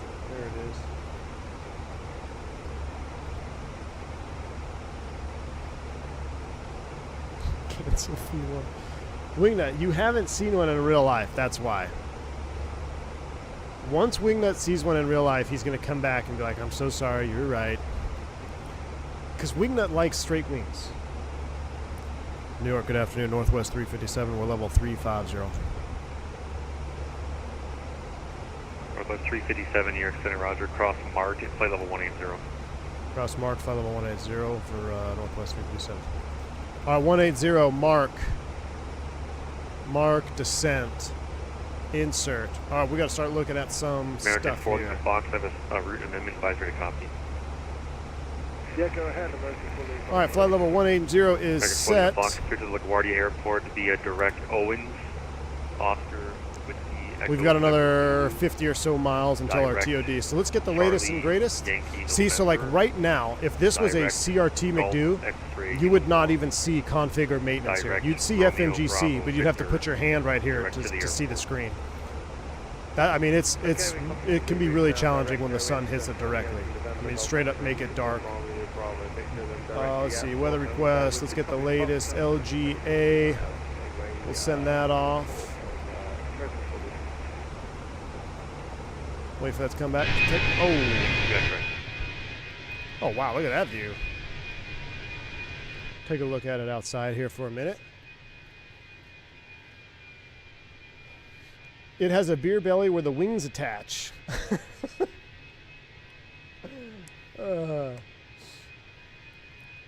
Yeah, but Wingnut, I'm telling you, dude, go see one in real life. No, I'm deaf. I'm sorry. Blame it on the CFMs. Blame it on the CFMs. I love this livery, though. This livery, though, is straight up juice. Absolutely love the bowling shoe. Love the bowling shoe livery. All right. As far as weather is concerned, weather data will receive 060 at 13. Pretty mild. Pretty mild. We're not going to go 340 knots in the descent. Let's do 320 to get us started. So let's do 320. One thing I do like about the FMS2 is you can adjust your managed descent speed in the descent. So like in this version here, FMS1, when you start your TOD, unless you recruise it, you can't slow down your managed speed target. But the FMS Release 2, yeah, you can change all that on the descent. It really makes it really nice. Not that it follows it. FMS2 Revision 2 managed speed target in the descent is basically non-existent, but it makes you feel better because it changes the caret where it's supposed to be going. Temperature is 11 degrees, and the altimeter is 2993. ILS 4 chat is hand flowing inside of the final approach fix. We should talk about that Southwest situation. I wonder why they were. I wonder if it was just a go around that was botched, or if they were coupled up. But right here, autopilot coupled approach not authorized. So inside the final approach fix, you got to make sure you click it off. 283 in the barrel. We'll throw that down there. 283, boom. And on the flight plan page, we're 191. TOD is in another 30 miles. So let's enjoy some outside juice here, just for a minute. I don't like the sound of the CFM up front. It's too whiny. Sounds like a vacuum. This mod is cool, but not very accurate. I like it. Tabernacle Jet, skinny face. V1 woke up and chose violence. Mick Shiggity, good to see you, man. You always like the Northwest? Yeah, I've always liked this livery, man. Always liked. Canada 584, Squawk 4524. Always liked 4524. this, Air and Canada 584. this points towards the Northwest. I didn't actually realize that until someone told me. If you get a caution wind shear by tower on takeoff, do you go or cancel intentions and wait? If you get a caution wind shear by tower, or it depends, Felipe. So, is it for your specific runway? It depends on your company procedures. Do you have any other threats for that specific runway? Me personally, if they tell me that there's a wind shear on departure, I'm going to say we're going to wait it out for 5 minutes. There's no need to go blast them. What's 5 minutes? Give it 5 minutes, try again. Now, landing can be a little bit different. Just depends. Why is autopilot not authorized in that approach? The moment I saw the incident, I thought of your last stream where you pointed it out. Flight Sim School, it's because they cannot guarantee, this is what I believe, I've been told, and I haven't read this anywhere, but this is what I was told when I was in Recurrent, because we actually talked about it when I was in Recurrent. They cannot guarantee the attenuation of the localizer inside of a certain percent, and I don't know what that is. So I don't know if it's like the last maybe 300 feet or the last whatever. So what they're required to do is just not require a coupled approach, because if it attenuates and the autopilot's on, maybe it will deviate. I don't know. Maybe someone in the chat has a better answer, but I asked that question when I went through Recurrent. We did the ILS-4, and I asked him, so why is that? Because it's been that way since I can remember ever flying into LaGuardia. ILS-4, you always got a hand fly it inside the final. What's interesting, though, is when you're hand flying it, your indications are pretty much correct all the way down. Now, what it could be is because the runways are intersecting, and they always do intersecting operations, maybe if an airplane is landing or departing rather on the crossing runway and they go through that localizer antenna, it'll cause a brief oscillation in the loc course, which as a human you can see that quick deviation. You realize that's just someone going in front of the antenna. But if you're on the autopilot would try to hunt that, and then you start S-turning. Another example I've got, I'll show you here. So if we look at, we'll just look at LaGuardia. But Philly, this used to happen all the time. Flight level 400.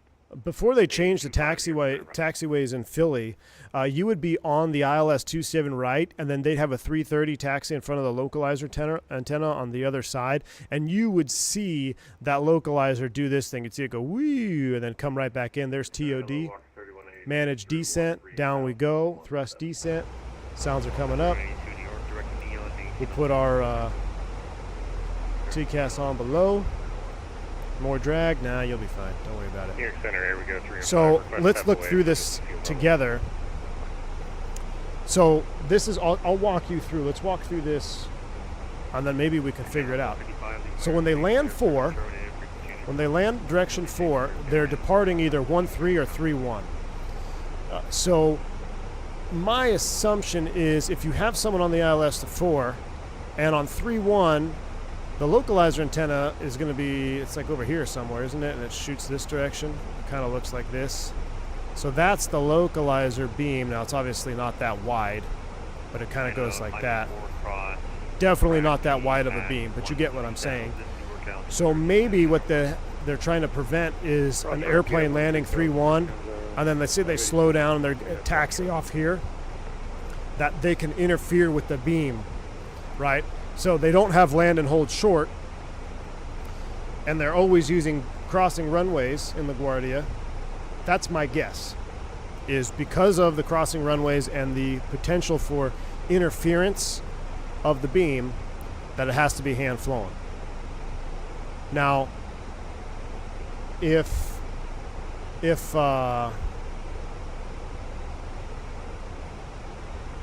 Yeah, no matter how you look at it, there would be interference on the beam going out. And the glide slope antenna is like over here, I think. So it wouldn't really be the glide slope. But yeah, the loc antenna starts here and it runs down the runway like this, real narrow beam. But if you have somebody taxi in front of that here, it will distort the beam and you will see a deviation. Northwest 357 cross Miley at 13000, LaGuardia altimeter 2993. Cross Biley 1313,000, 29903 for Northwest 357. Biley 1313,000, didn't take it. There it is. 13, we'll insert that. We can continue our descent. We're going to dial in 1313,000 on the FCU. I love this color here. This is old school. You know what's crazy? Oh, we all talk about bugs, and this doesn't look accurate, and why is my Fenix bug? Brand new A320 Neo yesterday. This side was literally this color orange. This side was the traditional, like, non-orange color that you're used to seeing in the Fenix. I don't know if it was because this was replaced or if it was just jacked up from Mobile plant, but I should have taken a picture of it. This part of the FCU was exactly this color, and this one was the traditional kind of that lighter blue background. And I was like, well, that's weird. But yeah, it cracks me up when people get their panties in a wad so much when they encounter a small bug on flight sim. I'm like, man, you know how many times you encounter bugs in real life on airplanes? Like, obviously not. You're not going to have a game-breaking bug where the gear keeps going up and down on you automatically in real life, but there are little things that pop up. You're like, huh, that's weird, and then you never see it again.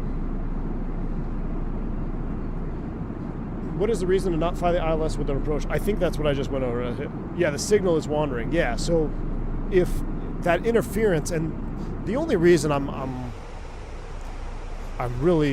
think that's what it is because, like I said, in Philly, I was based in Philadelphia for years, and they've changed the taxiway layout in Philadelphia now, where you can actually taxi behind the localizer for 27 right.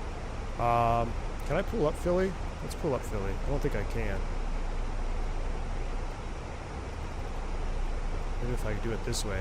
But I remember not all the time, but very frequently when U.S. Airways had A330 operation heavy out of Philadelphia, I'd be coming in 27 right, and the 330 would taxi across the localizer, and you'd see that beam start to wander.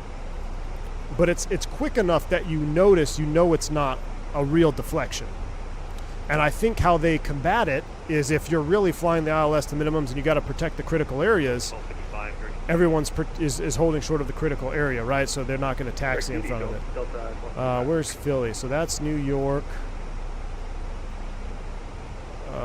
LVO, IXA. I'm actually curious now. That's Myrtle. We're way too south. Geography, I'm starting to stress out. There's Baltimore. Here's Philly, right here. Let's take a look at it. We should be paying attention to the airplane, but let's zoom in on Philly. I'll show you exactly what I'm talking about. So, right here, the Philly localizer antenna it's either like right here or right here. And Yankee, I don't think used to exist, or maybe Yankee always existed and the localizer's here. But either way, you'd be on the 27 right ILS coming in here, and they'd have an A330 taxi out, and they're getting ready to go to 27 left. The old way of taxiing to 27 left was to send jets down this way. None of this existed. This Papa stuff here, this was all this never existed when I was based in Philly. So you'd be on the 27 right, you'd have a 330 taxi across here, and you would see, or you'd have a 330 cross the runway, and you'd see that deviation interference go out momentarily. But an easy way to mitigate that, cross duty 10,000 for Northwest 337. Beauty at 10,000. But it's easy to mitigate that if you're Philly ground, because you just don't have someone cross that runway when someone's on the ILS. LaGuardia, it's a little bit different because it's crossing runways, and they're always doing crossing runway operations. So that's my 20-minute over spiel on ILS 4 right. Let's go ahead and get back to the LaGuardia charts. Arrival. We're on the MIP. Let's pull up the Milton 4. And we've got all our beauties. Expected 10. We got 10,000 set. 10,000 is Now, in the FCU, 10 is set. Let's go ahead and get rid of these. Let's get ready for approach.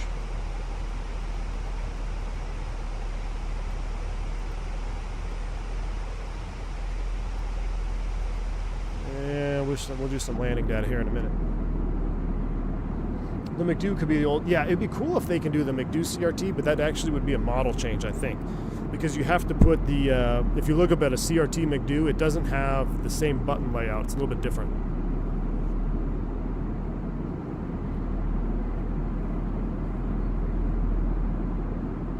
Yeah, spurious podge. So going back to that conversation of the Southwest, I don't know. We're going to have to read or hear what the investigators say. It should be on the CVR. Hopefully they pull the tapes on it. Because in my opinion, there's two ways that they were off course. Number one, they knew it was at minimums. So they had the airplane coupled up and they just forgot about the note of hand coupled approaches only. So option A is they're coupled up on the approach. They're inside of the minimums. They get a signal attenuation because someone departs the crossing runway. The airplane deviates, and then all hell breaks loose, and they execute a go-around, but they're already off course. That's option A. Option B, they're hand flying the approach, and they just deviate off the localizer. They struggle to maintain the localizer, and they get off the localizer. They execute a go-around. It just so happens that they're executing or getting close to do a go-around into the tower. Now, on paper, it doesn't look, you're like, well, they're not that far from the center line on paper, but if you think about your instrument display, that would be full deflection on the localizer. So their position in line with the tower at their distance from the runway threshold would have been a full-scale deflection on the loc. So we really, until we hear the CVR, we don't know we don't know what happened. I can only speculate, and we can just be thankful that they didn't hit that tower, because I can't even imagine. That would have just been absolutely horrific. Let's ask Juan Brown. I bet he knows how to avoid it. And you know what? Wingnut Juan Brown has never, did you know this? He has never once flown an ILS approach and had any deviation on the loc or glide slope. Every single time he's hand flown one, it's been 100%. Every one of them. It's pretty crazy stuff. AJ, thanks for the $3 super chat. Start doing pilot stuff again and not shift bids. Yes, AJ, we're no more messing with our scheduling software here. We're going into LaGuardia. Look at I just noticed this. Look at the texture. Look at the texture on the wiper. Look at this. You can see the paint peeling on the wiper. Are you kidding me? Takeoff 9 left, 4549. Look at this is insane. This is madness. I never noticed. Look at the detail on the windshield wiper right there. We need a windshield wiper emoji. That is the most detailed windshield wiper I've ever seen on a computer. Yeah, Peter Green, it was super low. 7, contact New York approach 128.12. That was New York. Who did you say? Who was that for? Northwest 357. I thought it said Envoy. 2812. 2812 Northwest 357 too. I thought he said Envoy. 2812. 584, contact New York approach 128.12. Live on 634.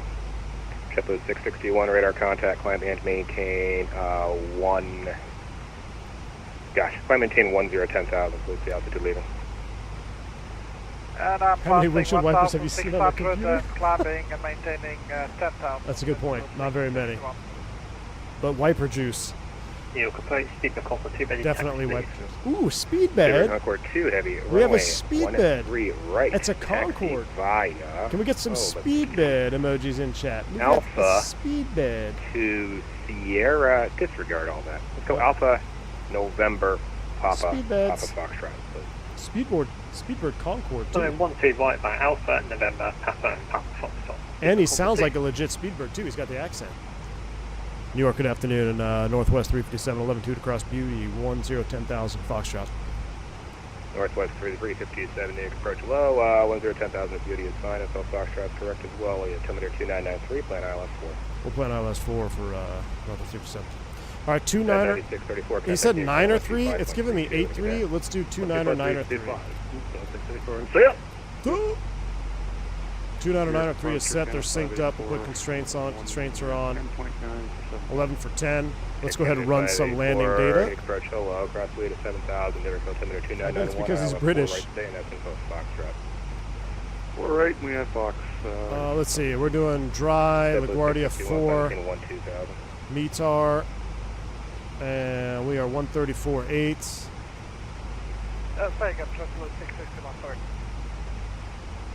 JetBlue 661, climb maintain 12,000, 12,000. Factored 53, landing distance 4,600. So yesterday, landing 4, I made relatively easy with reverse only. Didn't even touch the brakes. We exited at is that Gulf? Whatever the one before Papa is, yeah. Exited Gulf. It was a Neo though, so they slow down really quick. Didn't even touch the brakes. Exited Gulf. I didn't touch the brakes until I was at like 80 knots or so. JetBlue 661, flight amendment to your route advice ready. What gate are we going to, chat? Go ahead, 661. JetBlue 661. You cleared present. Should we just go to the direct mat? Is that where right. Northwest used to go? 50 The Lear Hotel terminal? India Tango Echo. After that, direct fill. So I filed correct at the first time. Okay, JetBlue 661. Roger, direct flight. Thereafter, will. What are the challenges about landing at LaGuardia? JetBlue 661, thank you for that. And you can Honestly, maintain 17,000 direct the to traffic is one of the larger challenges. Being able to, you got to listen up. You know, 10,000 is the stereo cockpit rule in the U.S. I think it's pretty much abroad where, you know, all outside communications other than pertinent flight information is spoken in the flight deck. You could really move that up to like 18,000 going into LaGuardia, especially if it's a busy day. Now, some days are busier than others, but the amount of traffic between New York, LaGuardia, Kennedy, guys even going into Philly, Newark, it's a tremendous amount of traffic. So you really got to be paying attention to the radios. Even when they're not talking to you, you need to build a mental picture of kind of what's going on, especially if the weather's down. When the weather's down and everyone's doing approaches, it's listen up time. As far as the runways are concerned, it's not like we're not landing on super short runways here. I mean, this is 7,000 feet. I mean, you may think that's short, but we don't even have a short runway procedure until 6,000, less than 6,000 feet. So 7,000 feet is plenty enough space. Landing 4, most everybody's going to exit Gulf of Papa. If you're a heavy 321, you could exit. Well, they probably won't let you exit on 1-3 or 3-1 because they use that for departures. But you have to go down to uniform.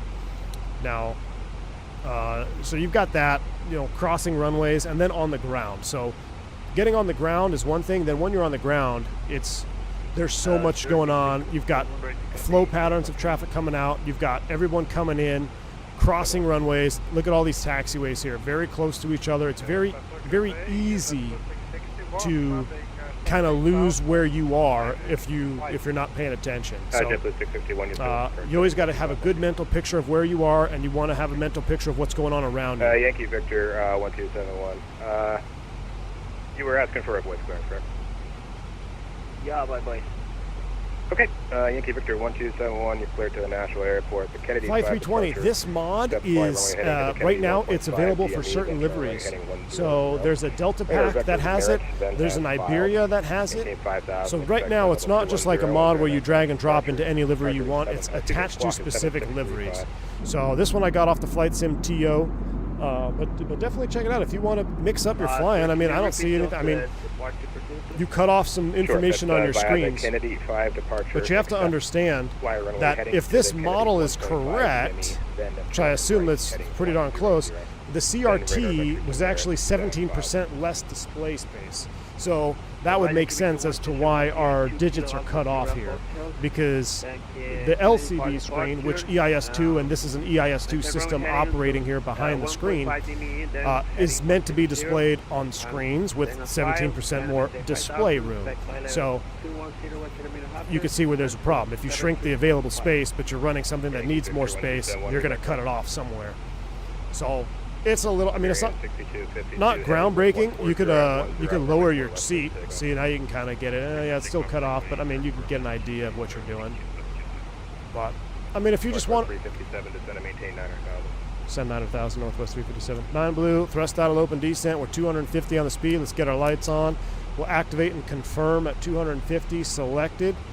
Come down here, perf approach, activate, confirm. Let's see, VAP 138. We don't need to add any of that. Looks like it's going to be a pretty decent day. We'll do manual brakes as well. I need that for Edelweiss because they operate CRT. Yeah. Yeah, so Flight 320, we talked about this a lot in the beginning of the stream. I've not seen every single Airbus in the world.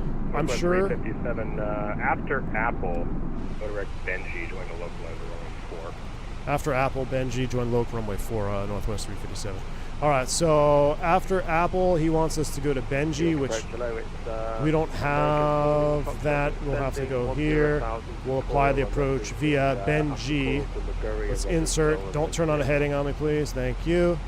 So Apple, we're going to go lateral. After that, we want BENNG, next waypoint. Apple, Benji, like it? Good. Insert. And then we'll join the LOC after that. So that looks good to me. If we go to plan mode, we'll scroll down, take a look at our fix there.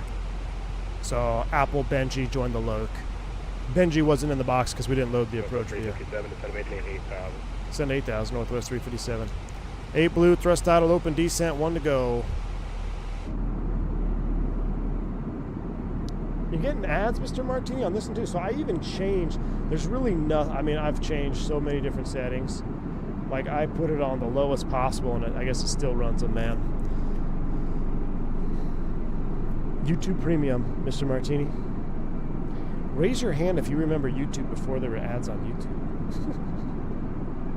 I remember that. I remember when there was no ads on YouTube. Super Concord 2 Heavy, are you able to make that right turn there, or is that a little much? How do I perform a go-around without losing my RNAV on the Phoenix? Apollo, well, you make sure you have nav on go-around selected first and foremost. So that'll be in your settings. Actually, if you're on Papa now, Phoenix, sim settings, airframe, airline modifiable, nav and go-around. Turn that on, and you'll be able to select nav on go-around. So nav on go-around, should have that on for us. 357 to maintain 7,000. Send 7,000, Northwest 357. Actually, I bet this old Northwest bird didn't have auto switching, so we'll turn that back off. It probably didn't even have yellow hydraulic. It probably was the old way around. It probably could turn that off too. I'm not going to mess with it in flight though. But yeah, throw that up there. Make sure you have that on. Key6, what's up, man? YouTube ads came with Google ownership. Yeah, that did. Pretty concerned aircraft. The extenders are offline now. First stand on for 20. The cabin is now secure for landing. Thank you. You know how real that is? I literally went to transmit. 52, heavy clear to right turn directly to ship. But I would have been transmitting on, I guess I wouldn't have. I love that. All right. Cabin's ready. Let's get our, let's make sure G's works. Yep, you can see G's. All right. G's is up. Cams are up. We're 7 for 6. Actually, we're leveling 7. We're 250. We'll go a little bit further. We'll go about 10 miles, and then we'll start slowing down. Yeah, Lauren, they had some OGs. My all-time favorite mentor captain, still one of my, I still call him a close friend. He was on the original 320s at Northwest. He's actually in the training department for Northwest. And, yeah, solid dude. He's got some stories, too. Knows the Airbus. Like, whenever I have Airbus questions, I ask him. Delta 1255 is 14-4 descending BD at 10,000. Maybe that's why it's called G's, because it says G's. Kyle Ferris. Yes, that's exactly what it's called, G's. I should have Miss V1 do cabin announcements. Looks like nice weather in LaGuardia. Yeah, nice enough to cause a couple stutters there. Probably just loaded in the scenery, hopefully. Maybe that was just, I bet that was the INI JFK loading in. I think we just loaded in the INI Kennedy. Gate number 10 was a historically accurate Northwest gate. Ooh. Uh-oh. United 10, Shared terminal D. 2067 rather. Ah, there you are. Ident, please. Scoop fee. This mod is a EIS, right or I'm sorry, it's a CRT cockpit mod. You can see how it changes the displays, makes them harder to read, 2067. Thanks for that. blocks them Radar out, contact, changes the 2 color miles up here a little bit. And Delta 1255, your radar contact. We'll call it 2 miles northwest of you. Good. Project on 1255. Northwest 357, it's going to maintain 3,000. Send 3,000 northwest 357. We were going to slow, but he gave us 3. Let's go ahead and hustle on down to 3,000. Thrust idle open descent. You get a little speed break in there. 2 heavy. The wind 140 at 11, runway 13 right, clear for takeoff. 13 right, clear for takeoff. Keep the compass clear. Zippy, that's a good idea, man. A Tipsy Penguin. Somebody in the chat in the Discord made that background for me. It should be in the Discord somewhere. If you're in the Discord, I'm sure it's in there somewhere. Hey, Victor, I can pin it, 127, search for it. Is Mini FCU broken? No, I just forgot to plug it in. I forgot to plug in Mini FCU, so we're rocking no FCU. Does a coupled approach simply mean 2 autopilot? No, it means any autopilot, Jeremy. Yeah, we're getting a hardcore stutter there. We're in the descent to 3,000 northwest 357. What are we not going down? Yeah, we're 5.2 for 3.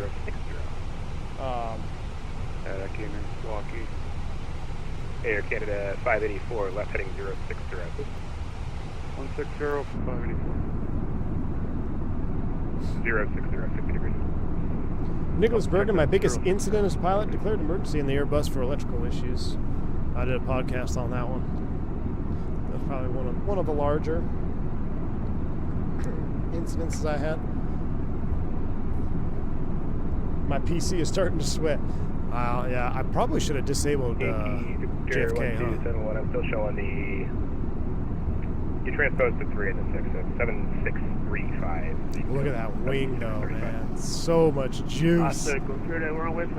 Oh my gosh. The wing texturing on this with the dirt here, and the streaks and the combined Phoenix model is just straight up absolute fantastic. Wow, we're actually flying into some nasty weather up there, it looks like. Let's go ahead, or some low clouds. Northwest 357, 2 miles from Benji, cross Benji at 3,000. You clear the ILS at 4. Across Benji at 3, cleared ILS 4 for Northwest 357. Alright, tower's not online, so he's going to clear me, so I'm just going to go ahead and put that on. We're slowing up. We should have our LS push buttons on, we forgot. American 4, Lima Foxtrot. Let's come all the way back to 180. Direct Robbinsville for American 4, Lima Foxtrot. Any speed control, please? Negative. Stop. Alright, there's VFE next -10, flaps 1. Northwest 357, wind 07013, runway 4, clear to land. Runway 4, clear to land, Northwest 357.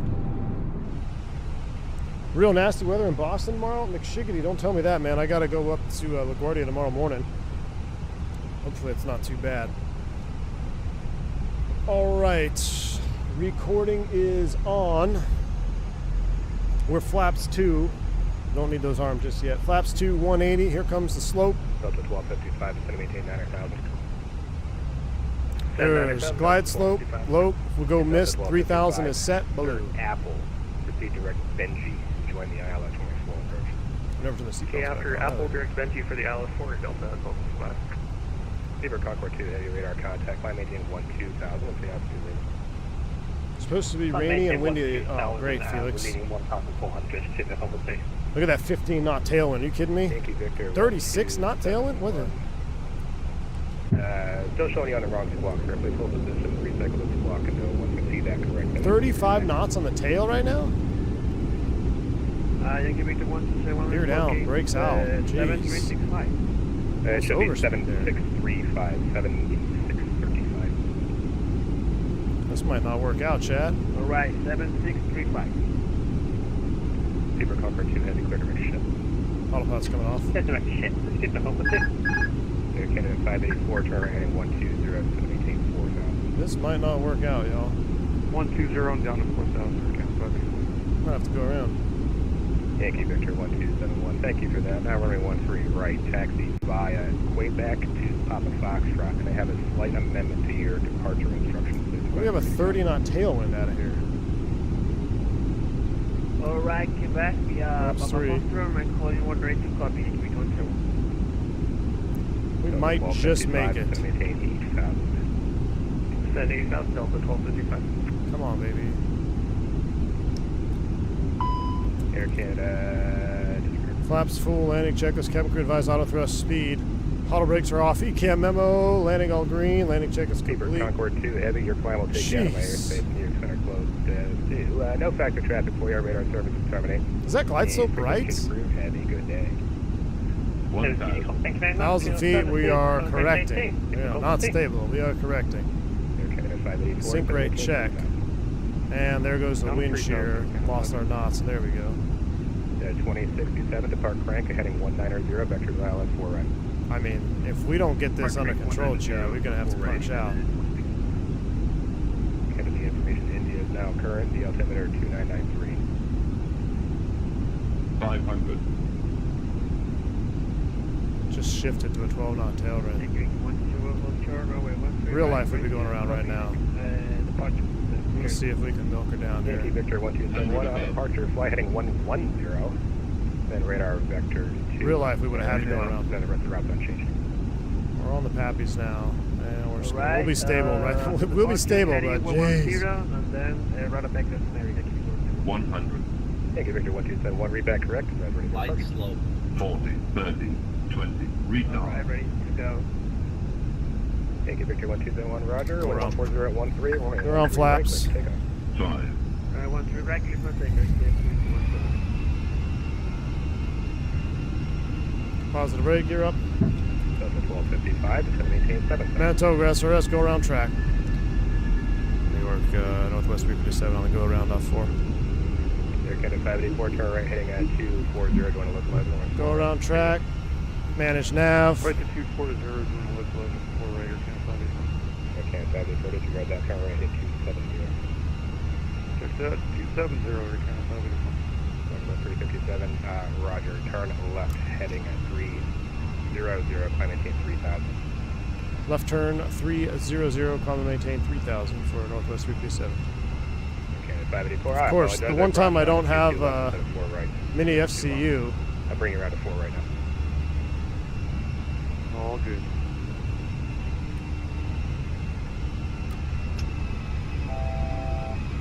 .5 for 3. Foxtrot, it's going to maintain 8000. Gonna maintain 8,000 for American 4 Lima Foxtrot work. You must have after Robbinsville. American 4 Lima Foxtrot, after Robbinsville, fly a heading 060. Heading 060. Don't mind me, I'm just up here scrolling my Yankee Victor 1271, radar FCU. contact, 17000. 2000. Yankee Victor 1271, turn left heading 070. Left heading 073. Flap 0, takeoff checklist. Approach United Delta 1255, reduce speed to Speed 10, out. then it's going to maintain 4000. Let's go AP1. Well, that was dumb. Stop the recording. Let's increase speed here. Let's make it 357, 210. continue left heading 240. Left turn 240 Northwest 357. Man, the one time I don't have my mini FCU plugged in. Yankee Victor 1271, after passing We're 210, we're above green dot, that's fine. Let's reactivate, confirm the approach phase. Flaps full, 137. I mean, I think that's just Microsoft wins for you. 35 knots on the tail, and then it went right to a headwind. I don't know. 357, fly heading 220 Northwest 357. 220, we'll call it 230 on the speed, kind of in between there. Just so we don't have to sit around for so long. Alright, we're speed out, and let's shoot a line. Let's go back to our flight plan. Let's clear this thing up. Let's shoot it off Ben G, 225, insert, cool heading. Alright, we're back down, we're good to go. I'm not gonna, do I save that replay? Let's save it. We'll save that replay, we'll watch it later. LaGuardia, go around. Air Canada 584, turn left heading 220. 220, 584. Yeah, we were super fast all the way down. United 2067, fly heading 210. 210, United 2067. We were super fast. Confirm our Alright, 3,000 plus 20, so we're good. Maintain 7000. folks on the flight deck. Roger. Just a little heads up down there. We had a little traffic on the runway, so out of abundance of caution, we did a go around. Nothing wrong with the airplane, nothing to worry about. We do apologize for this inconvenience. We'll be on the ground here about another 5 Thanks a lot. minutes. Four right, Thank you. 26.7. Again, I say I blame the CRTs. I blame the winds on that one, man. Straight up 31 knot tail in here at 3,000. We'll have to keep an eye on that. We'll slow early. What did Gustavo say? American 4 limit Foxtrot, descend maintain 7,000. Descend maintain 7,000, American 4 limit Foxtrot. A 171, he didn't have a good landing like this in a long time.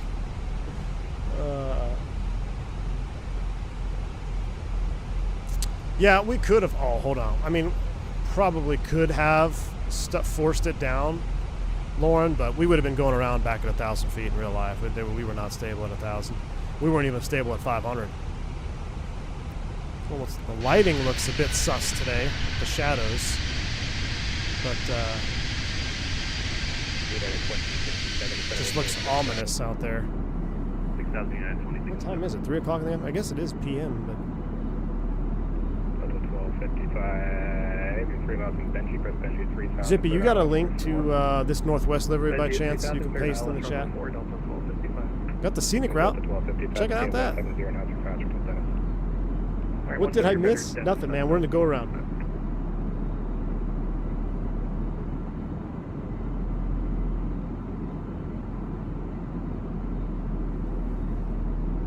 You know what it is too is the CFM is less draggy with the flap. You don't get that full 40 flap.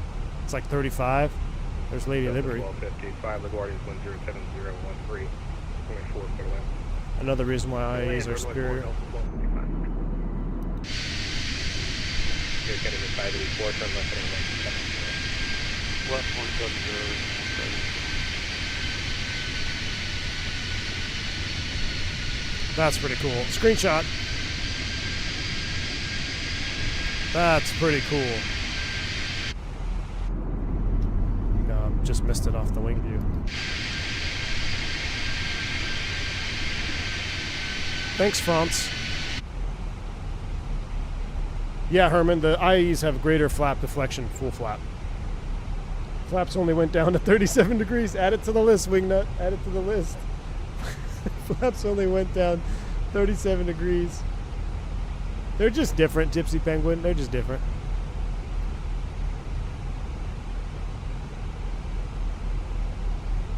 Northwest 357, turn left heading 130, to maintain 2,000. Left turn, a 130 to send 2,000, Northwest 357. Man, I really wish I had my FCU on. Descend maintain 4,000, American 4 limit Foxtrot. American 4 Lima Foxtrot, on present heading, intercept the localizer runway 4. On present heading, intercept the localizer 04, American 4 limit Foxtrot. And New York for Northwest 357. Just confirm heading 130 down to 2,000. Affirmative. Air Canada 584, turn left heading 130. I heard him clear that other guy for the loc. I was like, just make sure. Northwest 357, continue left heading 070, intercept the localizer runway 4. 070, join the loc 4 of Northwest 357. Air Canada 584, continue left heading 065, intercept the Alright, 070, 065. join the loc. We're coming straight back to 180. American 4 Lima Foxtrot, descend maintain 3,000. Descend maintain 3,000, American Flaps 4 on. limit Foxtrot. Northwest 357, 7 miles from Dennis, maintain 2,000 to establish cleared ILS runway 4. 2,000 till South Code ILS 4 for Northwest 357. Air Canada 584, Watch me going to Fox 1 LaGuardia off. tomorrow, calling myself Maintain Northwest. 2,000 to establish cleared ILS. Alright, glide slope blue, load blue. Cleared ILS Cat 3 dual runway autopilot 1 plus 2, flaps 2 selected. Alright, 4 right. Let's make it 160. 4 right for 584. This is how you know it's time. 160, flaps 3. Number 2, following traffic on a 4-mile final. LaGuardia's wind is 07013, runway 4, clear to land. Traffic inside runway 4, clear to land, Northwest 357. See us beacon over there. 4, Newark's wind 080. Alright, we're 2,000, we're below the right. slope. Clear to land. Well, that's a pretty good Clear line vector. 4 right, Air Canada 584. American 4 Lima Foxtrot, report established. Oh, we are just missed up with the American 4. We'll see, we gotta keep an eye on it. It's gonna be, American 4 Lima Foxtrot. that might either be bang on or just a hair off. We'll see. 3,000, clear to ILS runway 4. Prospective 3,000, clear the left runway 4 for Alright, let's hit the recording again. 2293 calling up. Recording is on for round 2.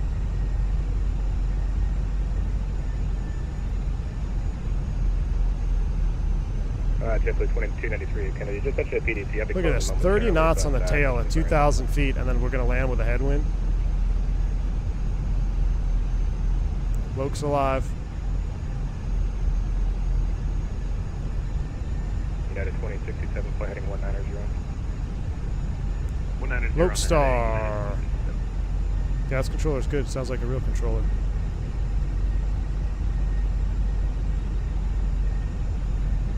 American 4, leave at Foxtrot number 3 for the field. Your sequence is on a 7-mile final. LaGuardia wind 05011 and runway 4 for the wind. Jeez, 30 knots still. I'm going to knock it back to 150 here. And that's in place of land for American. Runway's in sight. As soon as we get glide slope star, we'll set up 3,000 for a go round again. There's glide slope star.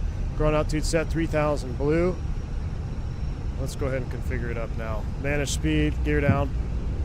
On the speed brakes. VFE, oh, they're already on. VFE next, minus 10, flaps full, 37 degrees. 35 degrees. Look at that. Oh, that is a sweet view, though. 55, welcome aboard, taxi. Okay, that is sweet. You got like this low haze layer, overcast. Man, all right, we got the replay to watch. We got the replay to watch. Let's actually land this puppy. Coupled autopilot comes off at Dennis.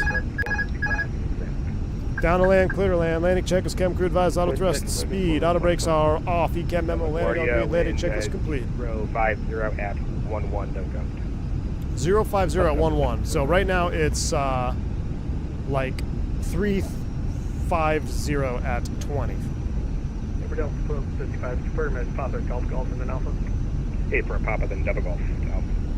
Papa Double Golf Alpha, thanks, Delta 1. 1,000. 20 knot quartering tailwind right now. 1,000 stable, clear to land. Rig for red. This is definitely less than optimal wind condition here. Southwest 1788, approach. Thanks for checking in. Unfortunately, I'll be closing up momentarily, so continue please on CTAF frequency.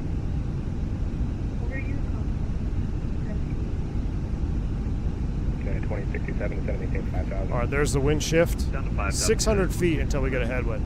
And That's pretty wild. 2067. All right, we got a quartering headwind now, 10 knots from the right. For you. So what you can plan to do is join the approach griddy at 3,000. 38 knots, Nabil.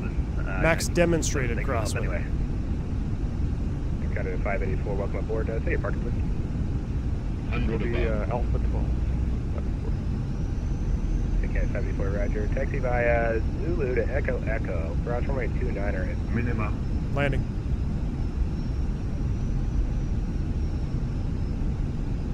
Okay, missed the first one. 100. Echo, cross 29 at Blue.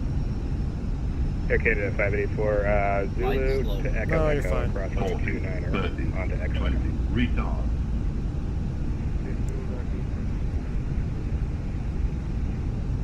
Oh, come on.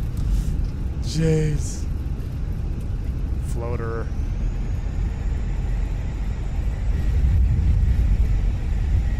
Almost perfect. Then it floated. Take Papa.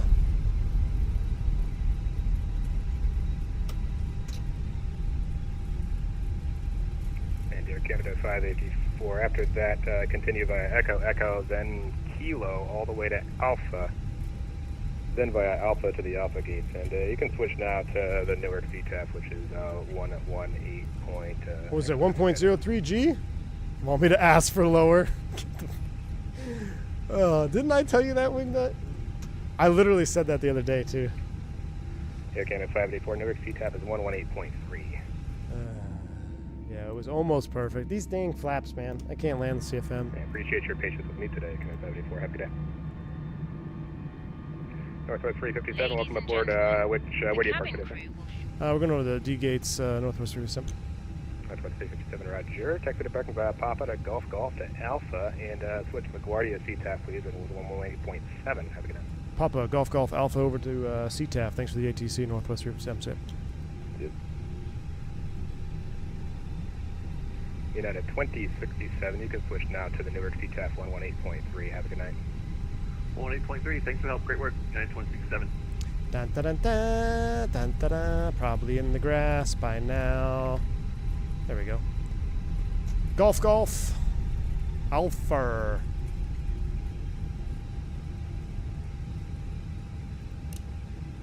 Quick and drag bug. 1.03G. Here, we'll pop it up. Here, we'll take a look at it. What was it? 1.03. That's nice. That's better than my real one. I think my real one was a 1. What is it? I posted it the other day. I don't remember what it was. And 12 knot, 1.6 in the slip. 242 on the foot per minute. All right. What was my landing? We calculated yesterday. My real life landing was a 103 foot per minute and like a 1 point something G. 1.6? 1 point something? I can't remember. Someone look it up. I have a picture of it. So feet per minute is actually pretty deceiving because what you feel is going to be actual G load. So like my landing in LaGuardia yesterday, and I know this for a fact, so it wasn't a hard landing at all, but it was 103 feet per minute. So most of you might think, oh, 103, that's super butter. It wasn't like, I could have definitely done better. I will track my landing tomorrow in LaGuardia. I'll see if I can do better. I'm coming back for revenge. 1.3, yeah, I think it was a 1.3 G in real life. 1.6 is, I think, where you start to feel firm. Dave, it's in the it's on the part of the McDo settings.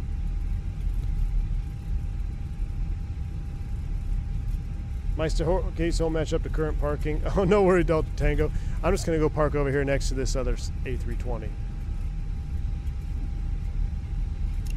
Chat, we never had our landing lights on. That's why. We never had the landing lights on. That's why it was a floater.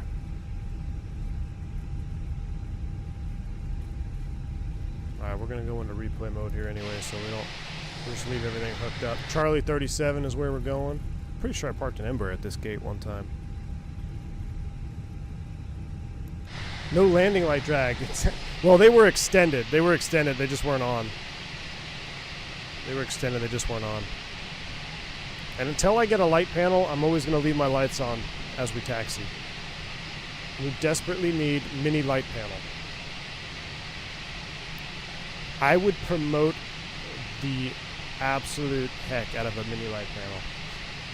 I think that is of all the add-ons I want for hardware, it's one of my most desired pieces. Oh, we early. We're early, just like AJ. All right, we're down. We're stopped. Let's go to replay cam. We don't need sail just yet. You guys want to watch the go around? Let's watch the bounce first. Should we watch the bounce first? Why do I do this to myself? All right. So let me save this one. LGA landing. Oh, the Masters, they're just teeing off now, right? 3 o'clock? Oh, yeah, perfect. Go watch some Masters. I do have an E-Jet stream. I have an E-Jet stream scheduled for tonight, chat. I might have to adjust that. I have something I forgot I got to do tonight, and I got to get up super early. So I don't know if I'll be able to do it as planned. We'll see. All right, LaGuardia go around. I'm going to open it. It's going to go wild here for a second.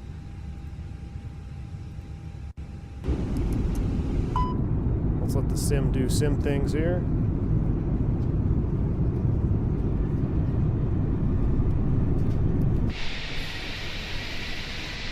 Nope, gear down, gear down, gear down. Not up. There we go. Gear's coming down. All right. Watching with my new addiction, M&M peanut butter. Ooh, McShiggity, those are dangerous, man. Those are dangerous.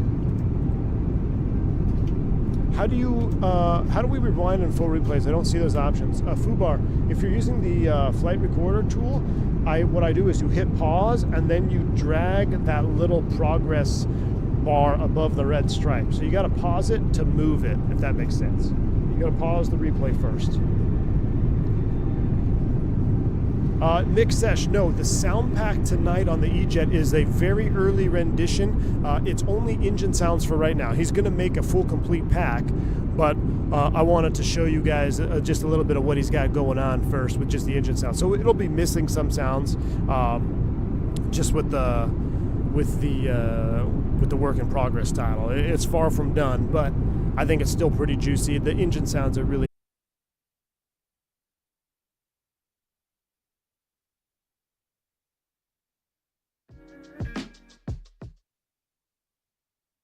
Hello? Hello? Hello?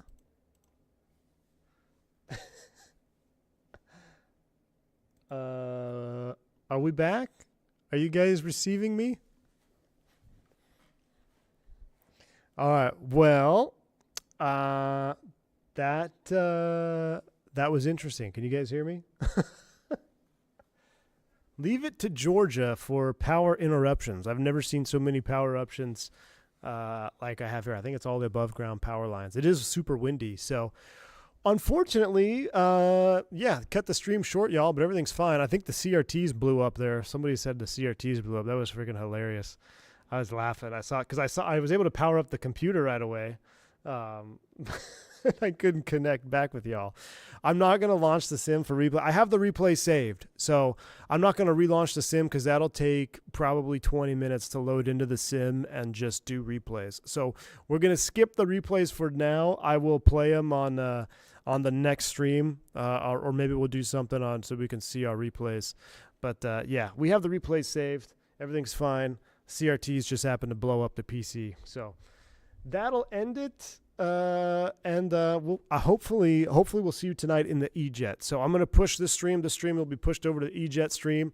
If you tune into that one or put the notification on, you should be notified of any time changes. Like I said, I might have to change the time on that one. So with that said, I'm out of here. Thank you all for the support, and we'll see you on the next one. So see ya, I guess. Kind of weird. All right. See y'all.